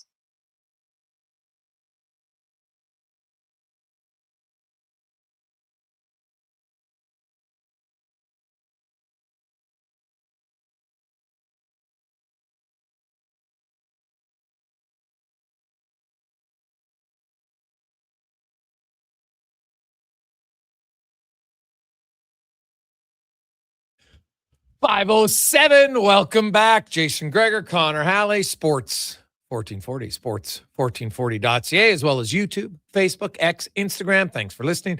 Thanks for watching. Hey, be sure to give a thumbs up. Subscribe to our YouTube page. Very much appreciate that. If you could do it, that would be awesome. Also, Gregor Show is presented by PlayAlberta.ca. We've got a little NBA action for you. Of course, games don't start until tomorrow again, as they are coming off of their All-Star break. The Hornets are red hot. And the OG tonight, $32 million up for grabs at Lotto 649. Get your tickets, PlayAlberta.ca. Some more news, man. The news just keeps coming the last few days for the Edmonton Oilers, so we'll get to that. As Alec Regula has been loaned to Bakersfield on a conditioning stint, so he does not require waivers, because he would require waivers, and he hasn't played forever. So this is a very smart move. Get him down there. He can get some games in and just keep him fresh. And so it probably will you look at the amount of games he can play. I don't know if he'll be in the lineup tonight or not. I don't think so. But they play Friday. And he can get into 3-4 games before they recall him back up. So that could be good news for him. You got to get playing, man, just in case. As it's time now for the Spec Report, brought to you by GS Construction, your underground infrastructure specialists. Easy things like roads and running water. They help them get it going at GS Construction, as we welcome in Mark Spector from Rogers Sportsnet. Spec, how you doing? Big day, man. Lots of hockey going on. Holy cow. Lots of hockey going on. And, man, we just had an unreal hour interview with Matthew Darche, the GM of the New York Islanders. Phenomenal story on just his playing career. How about turning down a Division I hockey scholarship so he could go to McGill and play hockey and football? Pretty good athlete. His brother, of course, ended up, was playing there. He wanted to play with him. His brother went on to play, went to Super Bowl championships in the NFL. Was a long snapper. With the Chiefs, and then also with the Seahawks. So a pretty good athletic family. I love that. But obviously the big hockey story was Canada and needed overtime. They lost Sidney Crosby. Heck, we got overtime in Finland coming from behind. We had overtime with Sweden and U.S. coming from behind. Man, the last 3 games were unbelievable. Yeah, this is Gary Bettman's parody, I guess. I think we get complacent, Jay. I think we look at Canada's roster. We watch them beat 3 teams in the preliminary round when there's not that much on the table. And I think we all think, it's going to be 5-0 every day. And all of a sudden it's not. And it's 2-1 checks in the second period. And we're saying, oh, my God, like, what's going on here? Well, you know what? Like, I think here's what we forget. You know what? There's nobody in Canada grows up saying, man, my dream is to play in the Olympics and play against the Czechs and beat them. But there's probably 20 guys on that Czech team who would love nothing better in their life and would be remembered in Czechia for decades to come if they could knock Canada out of the Olympics. And I think we kind of forget that sometimes. Well, I will say this generation of hockey players, they do grow up wanting to play in the Olympics, right? Like, McDavid, this is a big deal for him. Now, is it to beat Czechia? You're probably right on that, but should play in the Olympics and win a gold medal is what they want, which means you got to beat everybody at maybe not everybody, but different teams. And, you look at the comebacks we saw today. Canada had to come back 3 minutes and 37 seconds. Finland ties it up with 1:10. Sweden ties it up with 91 seconds left. Like, every game outside of the Slovakia-Germany game came down to the wire. Canada, I thought for long stretches controlled the game, but were unable to score. And, they didn't get much there. When McDavid had his second point of the game, it's 2-2, and McDavid's been in on 50% of Team Canada's goals at that point. 50. People in Edmonton freak out, and they're like, oh, their depth's terrible. I'm like, yeah, This is just how good McDavid is. He's 50% of the offense. And by the way, they'd scored 22 goals and at that point, 11 periods. So it wasn't like they were, they don't score. He's just scoring a lot at this point. And then finally they got 2 goals without him on the ice. Suzuki, a great individual effort that, on the forecheck and winning the battle and then getting the deflection. And then Mitch Marner steps up with a pretty big goal. So they did finally get some guys outside of McDavid and McKinnon and Celebrini scoring. Yeah, and that's really big going forward here. Like, a guy like Suzuki, right? He's been pushing away and plugging away and nothing's gone in for him. That's just one of those plays. Like, he's had way better scoring chances than that. He rang that one off the post, had a wide open net, didn't score earlier in the game, and then he pulls a puck that's going wide, pulls it back on the net, and it happens to go through Dostal's legs at the most important time of the game. I mean, that's just the hockey gods telling you finally earned one, I guess. So listen, the whole adversity thing, that's a real thing for me.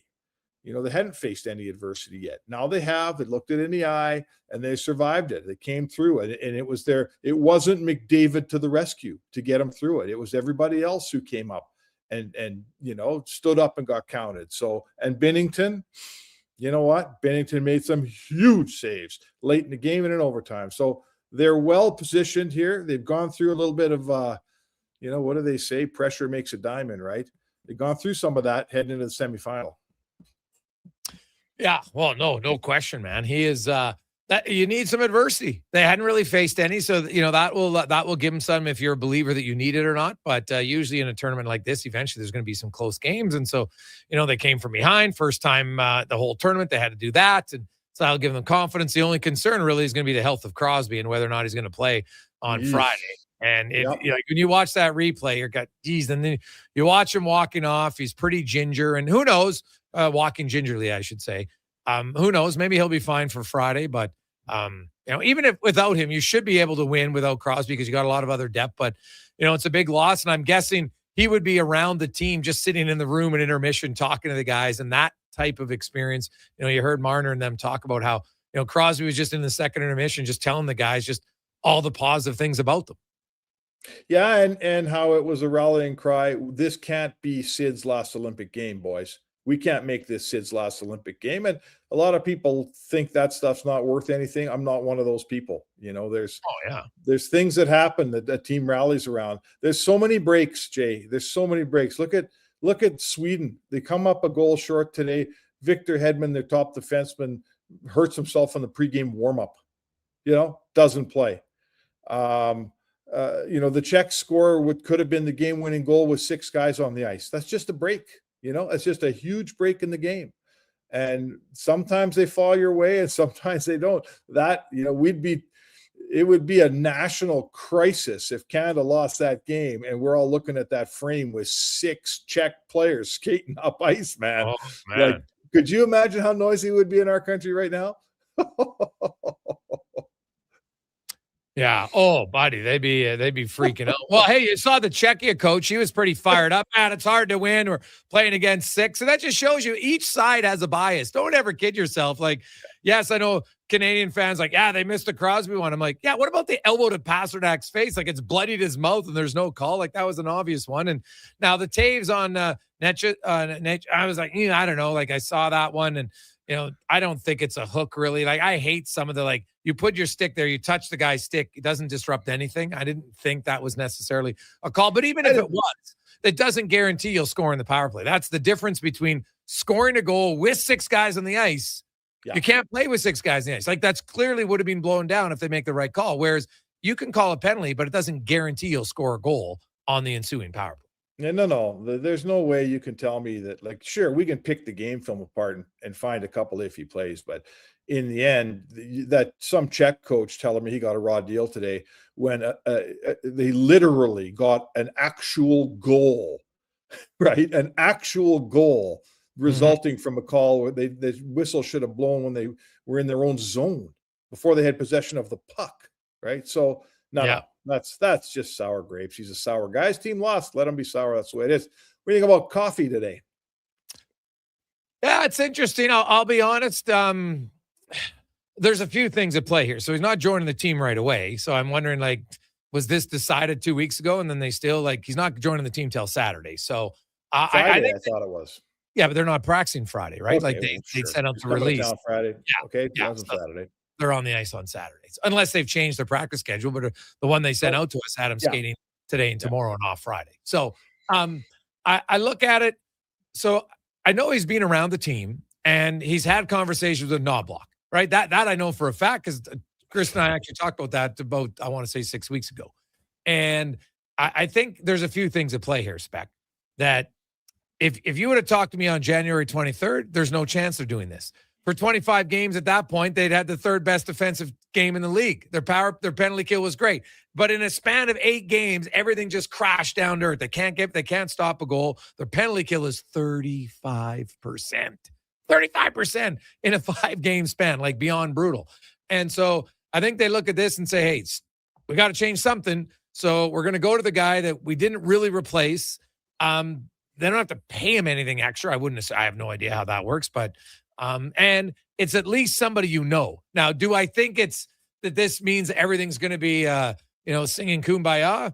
Who knows? But like you and I are buddies, and we've had strong disagreements at times. But so who knows? Maybe Knobloch and Coffey both are like, hey, I think we can work together better the next time. I have no idea. So we'll kind of see. But I admittedly, I'm a little surprised. Yeah, I think we identified before the break here that it was going to be a hot topic in Edmonton. And to me, it starts with the owners at the owner's desk. The owner employs Coffey. Coffey's been on a contract with Cates for some time. And the owner wanted, listen, let's talk about the things that we know for sure. Coffey was part of Knobloch's coaching staff last season, correct? Correct. Yes. Knobloch redid his coaching staff over the summer, and he excluded Paul Coffey from it. If he wanted Paul Coffey back, he would have had him back. He didn't have him back. That tells me he didn't want him back. Is that fair? Yeah, at that point, I totally agree. That is fair. So the coach fires an assistant, and now we're 60 games into the season, and that coach ain't hiring that assistant back. That coach is being made to hire the assistant back. This is coming from the owner's desk down. You think so? That tells me that the coach is getting neutered here. Mm-hmm. The GM and the president can't protect him.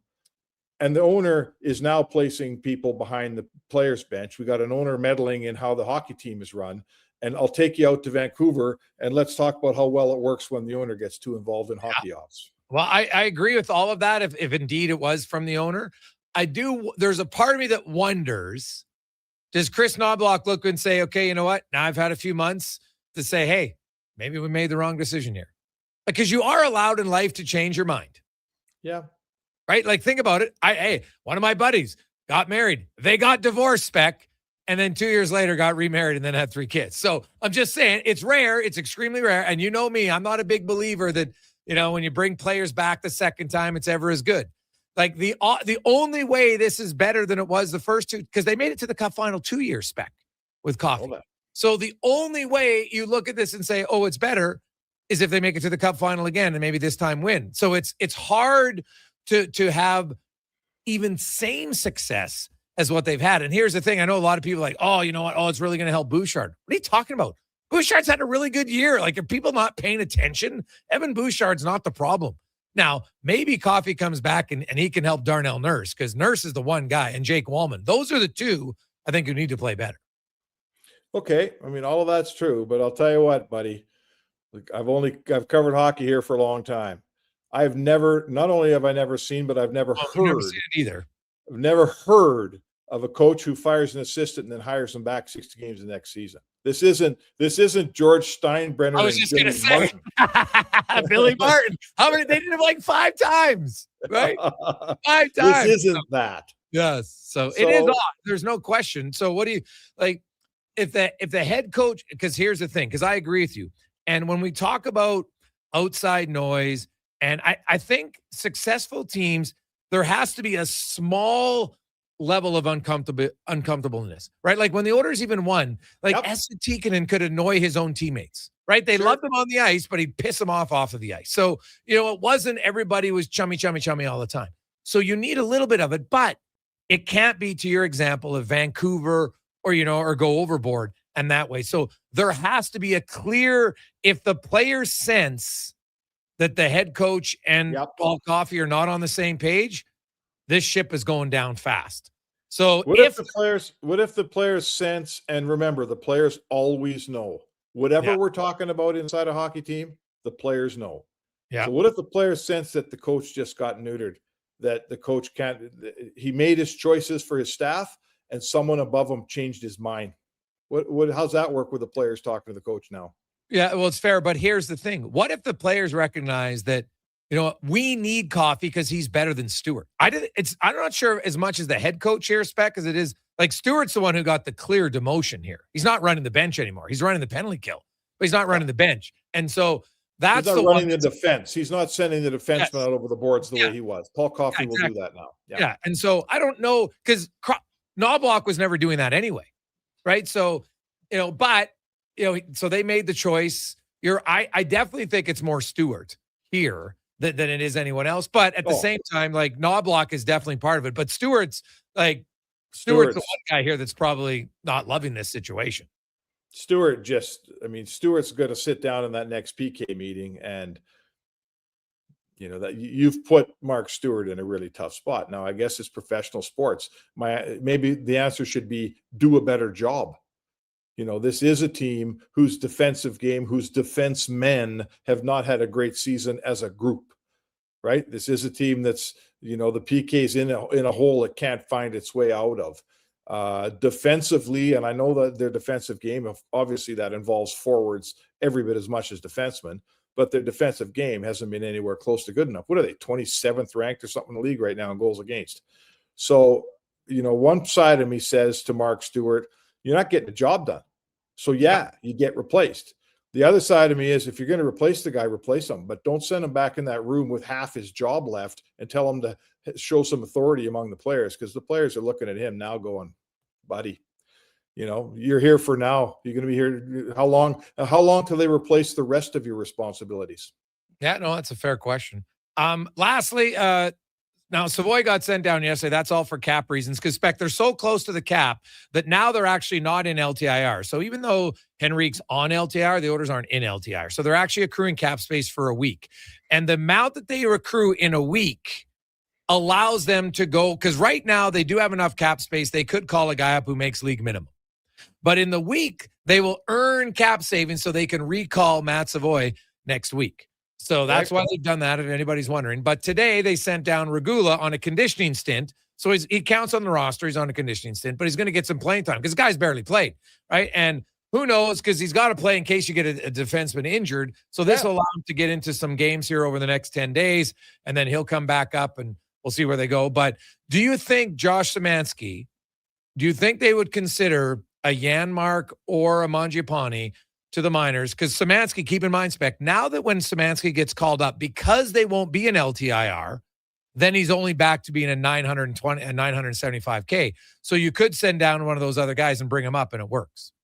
Well, the one thing about sending Savoy down for this thing to make cap space is like, I get it. And I'm not as keen on all the cap ramifications as you are, but I understand why it happens. And Stan Bowman would phone the agent, Jared Johansson, and explain and say, here, we're not doing this because of how he's playing. We're doing it because we've got to make some cash up, and he is not waiver eligible. So great. But the next time someone tells you it's a meritocracy, you got to shake your head at that a little bit, don't you?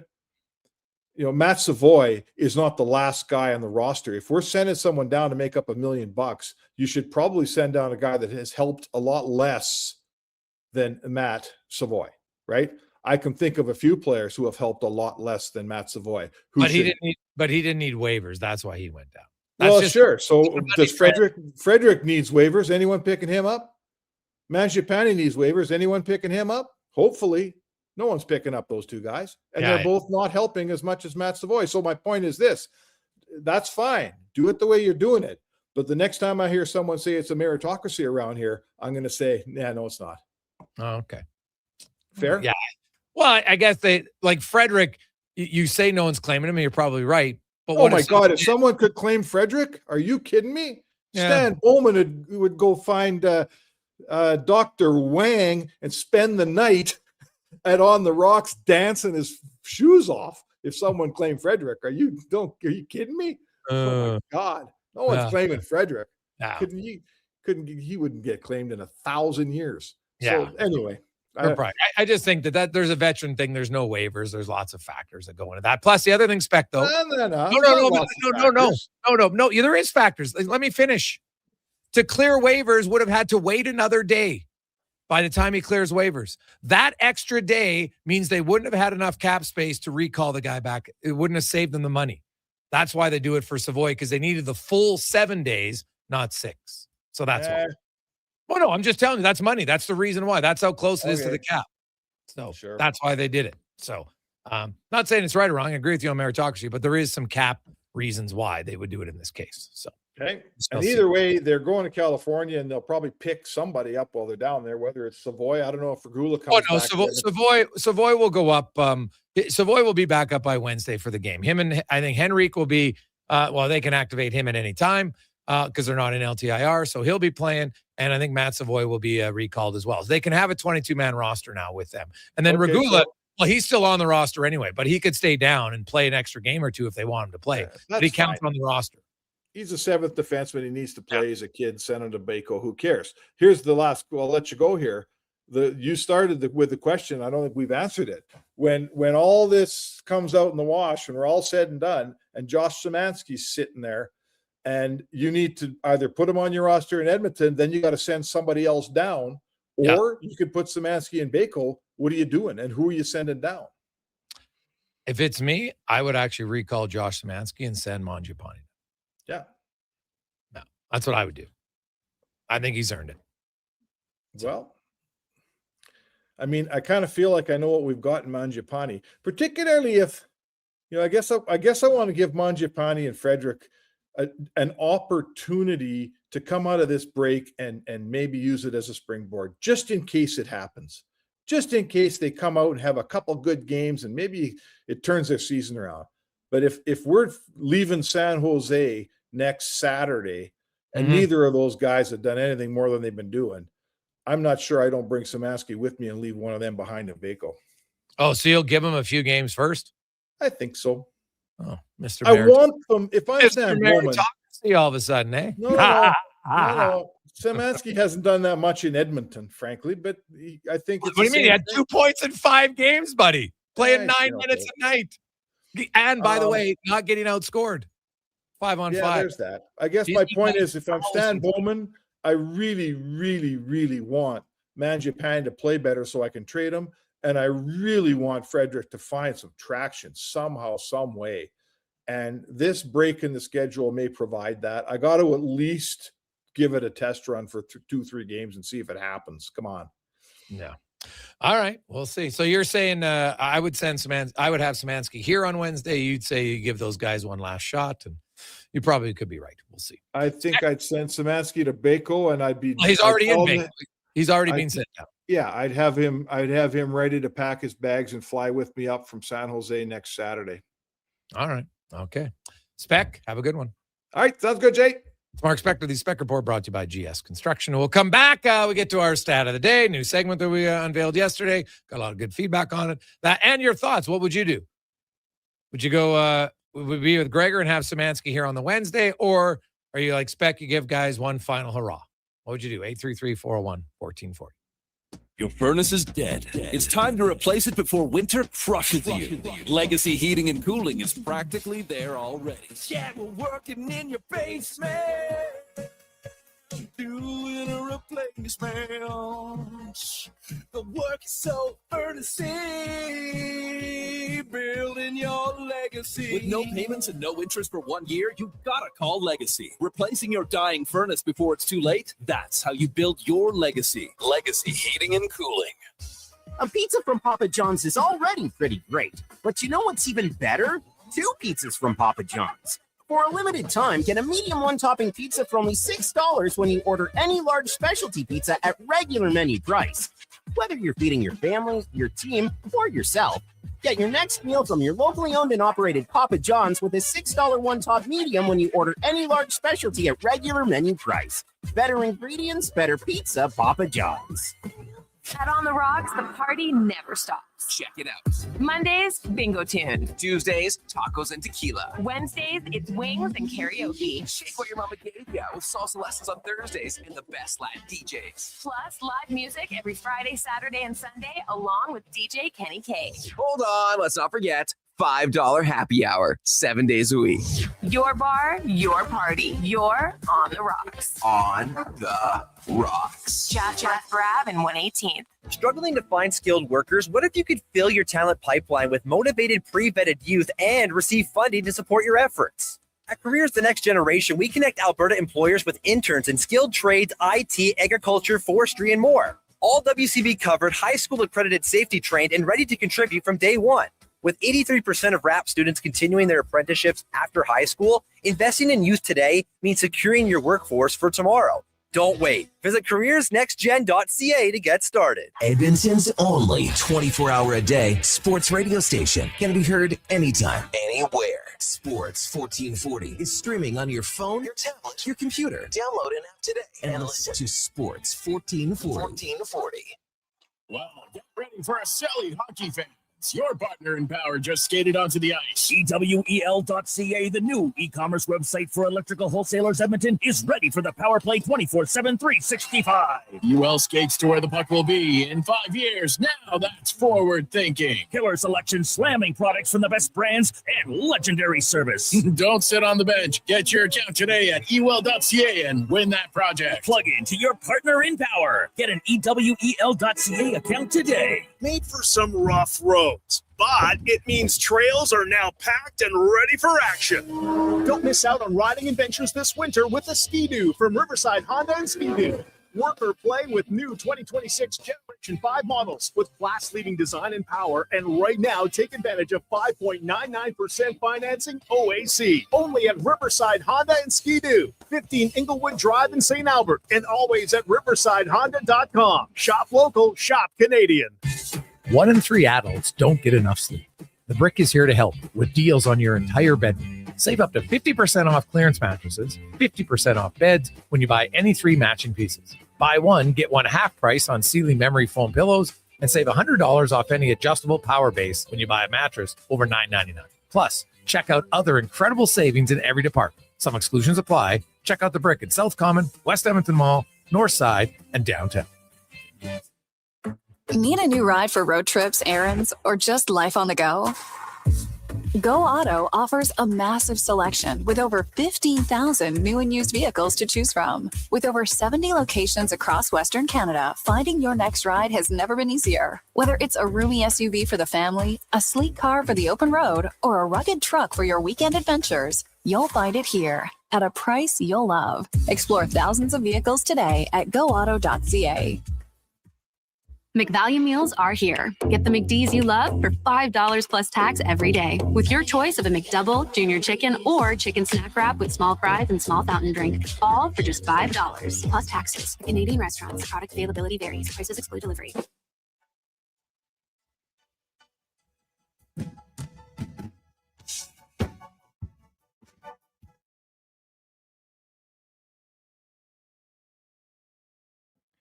Portions of this hour brought to you by Japa Machinery. Did you know that Japa offers in-house and on-site service? Rain or shine, Japa Service Department is here for you. Get a quote now at japamachinery.com. The Jason Gregor Show, the best of Edmonton sports talk and beyond. This is Sports 1440. Presented by PlayAlberta.ca, Alberta's only regulated online gambling website.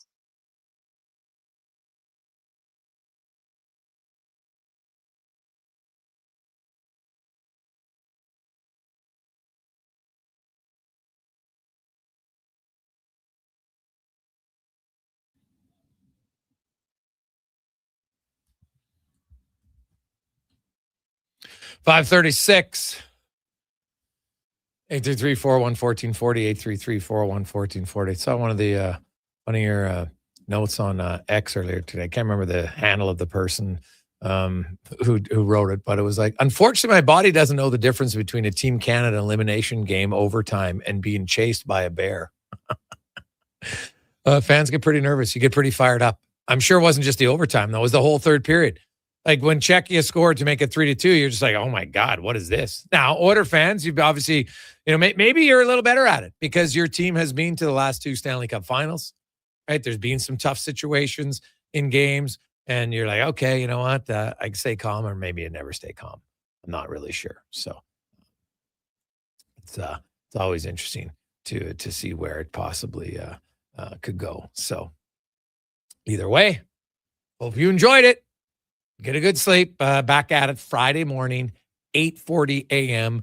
I found out today that my son at his school, his teacher turned on the overtime and let the kids watch the overtime at school. Because I know many people, like I know my parents talk about 1972 and kids who were in school, they just talk about like that was a massive moment. Like it's a core memory that you have. And, for schools, something like this, like it won't be the gold medal game because that's on Sunday and people will be at home. But you know what? You sit with your friends in school and you're watching the game, especially when they win. Like imagine that, a bunch of grade sixers, Team Canada wins, are fired right up. Think about how you are in the office, because I'm sure there's lots of people, whatever your office work was, there's probably not a lot of work being done, especially in the third period in overtime. For sure, there wouldn't be, and it's fun. Just like if you have a friend who's when they're competing at the Winter Olympics. Right, like the difference with the sporting game is it lasts so long, right? Like you're in speed skating, you get locked in, you're watching them compete, but it's like, well, depending on the length of the race, it can be like 45 seconds. It can be a little bit longer in the 10K race, of course. But a lot of these events, like now the big air, there's a few runs, so that stress kind of builds up. It goes up and down and up and down, right? Even figure skating, right? What's the long? It's like what, 4.5 minutes? Right? Like you watch other ones, but you're probably not that nervous because you just wait till your family or friend or someone you cheer for goes. So that's what's unique about the team sports, especially in hockey or if it's basketball or a soccer match. Like it extends over a long period of time, and your range of emotions in that time is wild. Like it would be interesting, and I'm sure some people have done it, to like the real diehard sports fans, and to watch what their heart rate would be during a game and how it fluctuates and goes up and down. Right? Because you know who you are. Some of you are the pacer. You're walking around the room. Some of you are sitting there. You're just gritting your teeth. You say nothing. Some of you are like, get out of the room. I got to watch it by myself. Oh man, it would be like, it is funny to video people. And like, I don't like the people who just show the video of them celebrating. Like, oh, wow, you went crazy when the team scored. Jeez, never thought that would be possible. It's more if you had someone, just the ebbs and flows of a full 60-minute game. Now, it would be a long film, so you probably get a little bored after a while, but that would be, I think, more realistic than, oh, we're filming our team. Look, we just scored the winning goal. Now we're on camera and everyone's going crazy. And you're like, shocking. Like, everybody did it. Your celebration is any different than anybody else's, really. So, we'll see. Now, anyway, let's get to our stats of the day, brought to you by All Star Construction, founded in 2009. They are in land development, power, and gas installation contract. They do directional drilling, hydrovacing, and more. That is All Star Construction. And so the stat I wanted to get to today was kind of very specific. Well, it's a few of them, and it'll kind of transfer into a few different things. But the Oilers salary cap situation. And this is where you're a capologist. You got your computer out all the time. And so people yesterday were going, okay, Matt Savoy, why is he being sent to the minors? Well, he's sent to the minors because right now, today, the Oilers, you can now accrue what's called cap. They have cap space. So you send Savoy down. The Oilers aren't in LTIR anymore. Yes, Henrique is still on LTIR, but they're not in LTIR. They're not above the cap. The Oilers are actually under the cap the minute Savoy got sent down. And because he doesn't have to clear waivers, then he gets sent down. He's off the books immediately. And so for that day, now the Oilers accrue cap space, right? And it's amount that right now, today, they could call up a player who makes $775,000. They could call up that, maybe even more than that, but they could call up a player who makes minimum salary. But they couldn't recall Matt Savoy right now today if Henrique was on the roster. They couldn't do both, right? Because Matt Savoy makes a little bit more than that. But over a span of a week, Matt Savoy, they will be able to accrue that much cap space that by next Wednesday, they will have room to have both Henrique and Matt Savoy on the roster. So that's why he's being sent down. He does have to play one game, at least in the NHL. So I'm guessing that'll probably come on Friday, right? I don't think it's going to be Tuesday because they play Wednesday and Thursday. So that makes no sense. It would be the Friday game for Bakersfield. So that's when he'll play. And, to Speck's point, people wonder, well, why wouldn't they send down a veteran? Because the veteran would have had to wait 24 hours on waivers, then clear waivers, and that's when they'd start. And so that extra day wouldn't be enough cap space to accrue to call the guy back up, right? So that's the difference. It's kind of an odd thing, but that's just how it works. So you look at it for the order, and plus there is the veteran thing, and guys on, you're just a guy who has a no trade clause, like, if you have another option like you do in Matt Savoy, you're going to use that option. There's still the human element that you have to consider at times, right? You can make a tough decision, but it's like, we don't have to do that. We don't want to, because you know what, we can do it with a guy who doesn't have to clear waivers. We don't put anybody on waivers. There's no embarrassment if he doesn't get claimed, all those sorts of things, right? So there's that.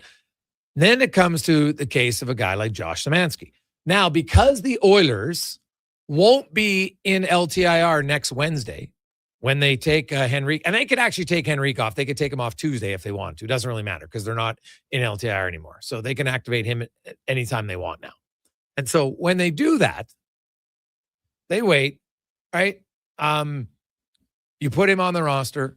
And because he's on the roster, now when Josh Szymanski, if they recall him, only his base salary counts. So Josh Szymanski goes back to being a $975,000 cap hit, not a 1.45, because when you're in LTIR, if you recall a player who wasn't on your opening day roster, then their bonuses, if they have any, count as part of their cap hit. So that's why he was, when he was first called up, they were in LTIR. He was a 1.4, but he's not now.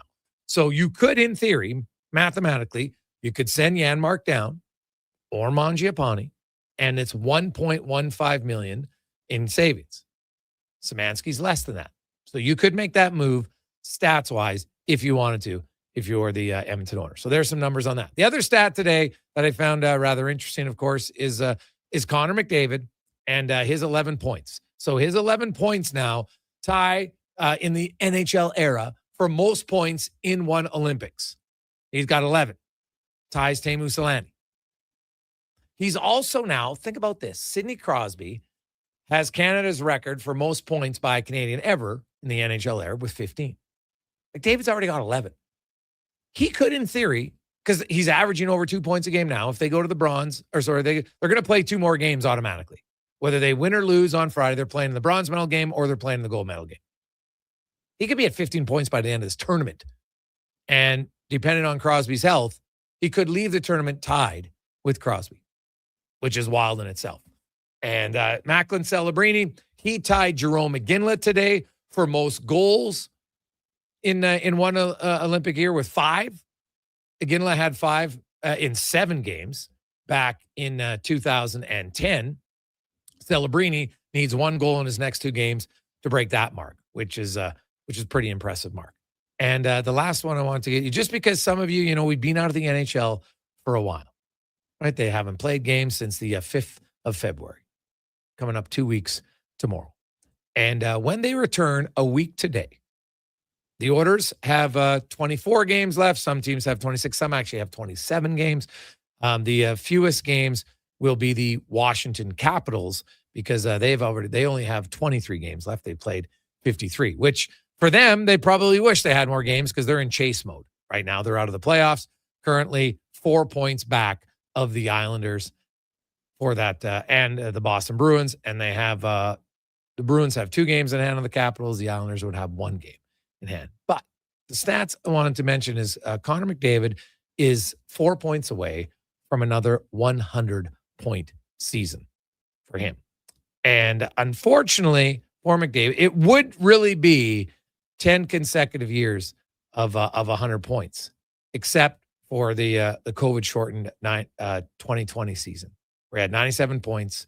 Then they closed down the season. He needed 3 points in the final 10 games that year. Otherwise, he would have been on a 10-game run. But even then, this is going to be his 6th consecutive season with 100 points. And that puts him into categories of Gretzky, Lemieux, Lafleur, Yzerman, guys who have done 6 consecutive years of 100 points. So that likely could happen as early as I guess technically next Wednesday. Could he get 4 points in a game? Yeah. But Wednesday, Thursday, or Saturday, McDavid is going to reach the century mark for the 6th consecutive time, 10th time, and the 9th time in his career would put him in 3rd place ahead of Marcel Dion. So some numbers to watch for 97. Even after his Olympic stats, which are pretty good, his NHL stats, just a reminder, they're still really good. We'll take a final break, come back with the 2-minute warning on the Gregor Show, presented by PlayAlberta.ca.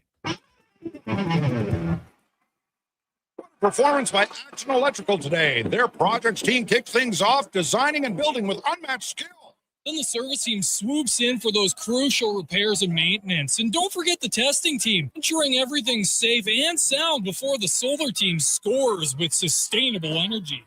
A complete team effort. Have Action Electrical bring home a win for you and your project. Visit actionelectrical.net. Need a new ride for road trips, errands, or just life on the go? Go Auto offers a massive selection with over 15,000 new and used vehicles to choose from. With over 70 locations across Western Canada, finding your next ride has never been easier. Whether it's a roomy SUV for the family, a sleek car for the open road, or a rugged truck for your weekend adventures, you'll find it here at a price you'll love. Explore thousands of vehicles today at goauto.ca. McValue meals are here. Get the McD's you love for $5 plus tax every day with your choice of a McDouble, Junior Chicken, or Chicken Snack Wrap with small fries and small fountain drink. All for just $5 plus taxes. Canadian restaurants. Product availability varies. Prices exclude delivery. Hey, sports fans, we've got a clear choice for you. At Crystal Glass, we provide customers with the perfect glass for any job. From home to auto and even commercial, installation or repairs, we're your team. Call 310 Glass or visit crystalglass.ca. Crystal Glass. Mr. Reuter gets a colonoscopy. All right, Mr. Reuter, just relax. We're almost finished. Now, what am I looking at on the screen? That's your large intestine. Wow, the pipes of the human body. Incredible. This is just like when we use a camera for sewer inspection, except you probably don't find tree roots. You'd be surprised what we find. You know, once I found a bunch of Hot Wheels. Hey, me too. For a plumber who values healthy pipes, call Mr. Reuter. Scott McGilvery here, HGTV host and renovation expert. The one upgrade I know homeowners will love: better, fresher Cullen water straight from the tap. Cullen's Aquasential reverse osmosis filtration system takes your water to the next level. With up to 7 stages of filtration and 14 filter options, they're certified to reduce over 90 contaminants. Your tap water is about to get a major upgrade. Safer water that tastes great. Get started with a free in-home water test at Cullen.com. Cullen, water you love. Getting your vehicle sparkling clean doesn't have to cost a fortune. Take it into Hughes today and pay just loonies a wash. Find us at HughesCarWash.com. This jersey was worn by the legend himself, signed and everything. You can't just wear it. I'm framing it with expressions and images. Your prized jersey deserves better than the closet. Think Expressions and Images, your local custom framer since 91. You name it, we frame it. 1 in 3 adults don't get enough sleep. The Brick is here to help with deals on your entire bedroom. Save up to 50% off clearance mattresses, 50% off beds when you buy any 3 matching pieces. Buy one, get one half price on ceiling memory foam pillows, and save $100 off any adjustable power base when you buy a mattress over $9.99. Plus, check out other incredible savings in every department. Some exclusions apply. Check out The Brick in South Common, West Ed Mall, North Side, and downtown. The longest running basketball show in Canada airs every Saturday morning at 10 on Sports 1440. Hoop City with Paul Sir introduces a new generation of basketball talk, and it's right here on Edmonton's home for sports, Sports 1440.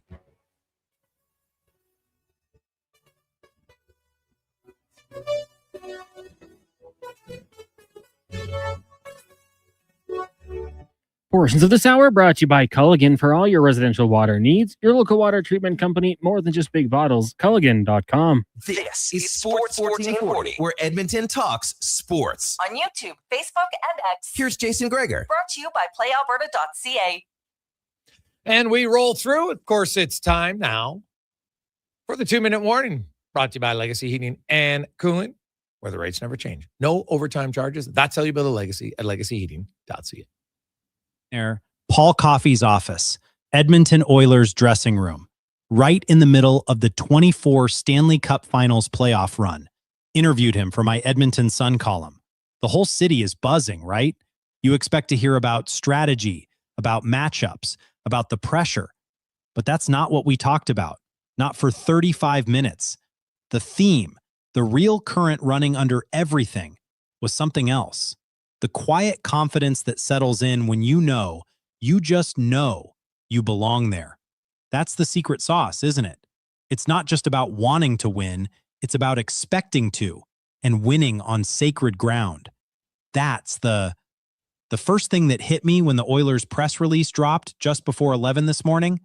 It wasn't just a question answered, which has been whispered for a few months. It was a statement confirmed, a Hall of Fame level statement. Move over, Oilers coaches, because Paul Coffey, yes, that Paul Coffey, is stepping back behind the pine. After leaving the job he held for 2 years, the Hall of Famer is returning to run the back end. It's bold, it's big, and it's happening.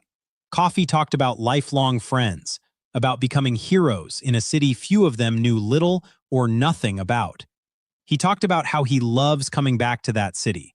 The city, of course, is Edmonton. And right now, the city's hockey club, they need a little help right now. Coffey can help. Is it any wonder he's back? And so do you. 95% of our Twitter poll said you were glad to see Coffey back. And as a 47-year-old friend and fan, so am I. 2-minute warning. Gregor, Halley, Kruger, Tate, Sports 1440. We will see if the reuniting of the band works. Hey, tomorrow on the show, we'll have some fun talk about breakups that came back and worked well.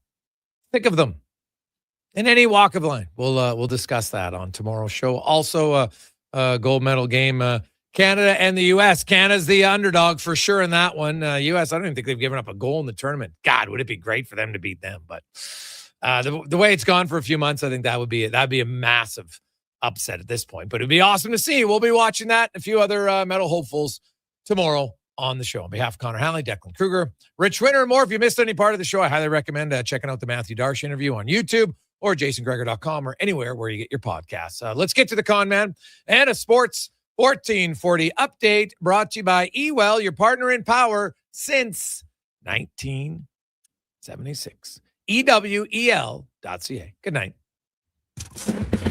This is a Sports 1440 update. Over at the Winter Games, it was a good day for Canada. They get past Czechia at 4-3 in overtime. Mitch Marner with the winner. Tough news, though. Sidney Crosby left the game in the second period. It did not return with a lower body injury.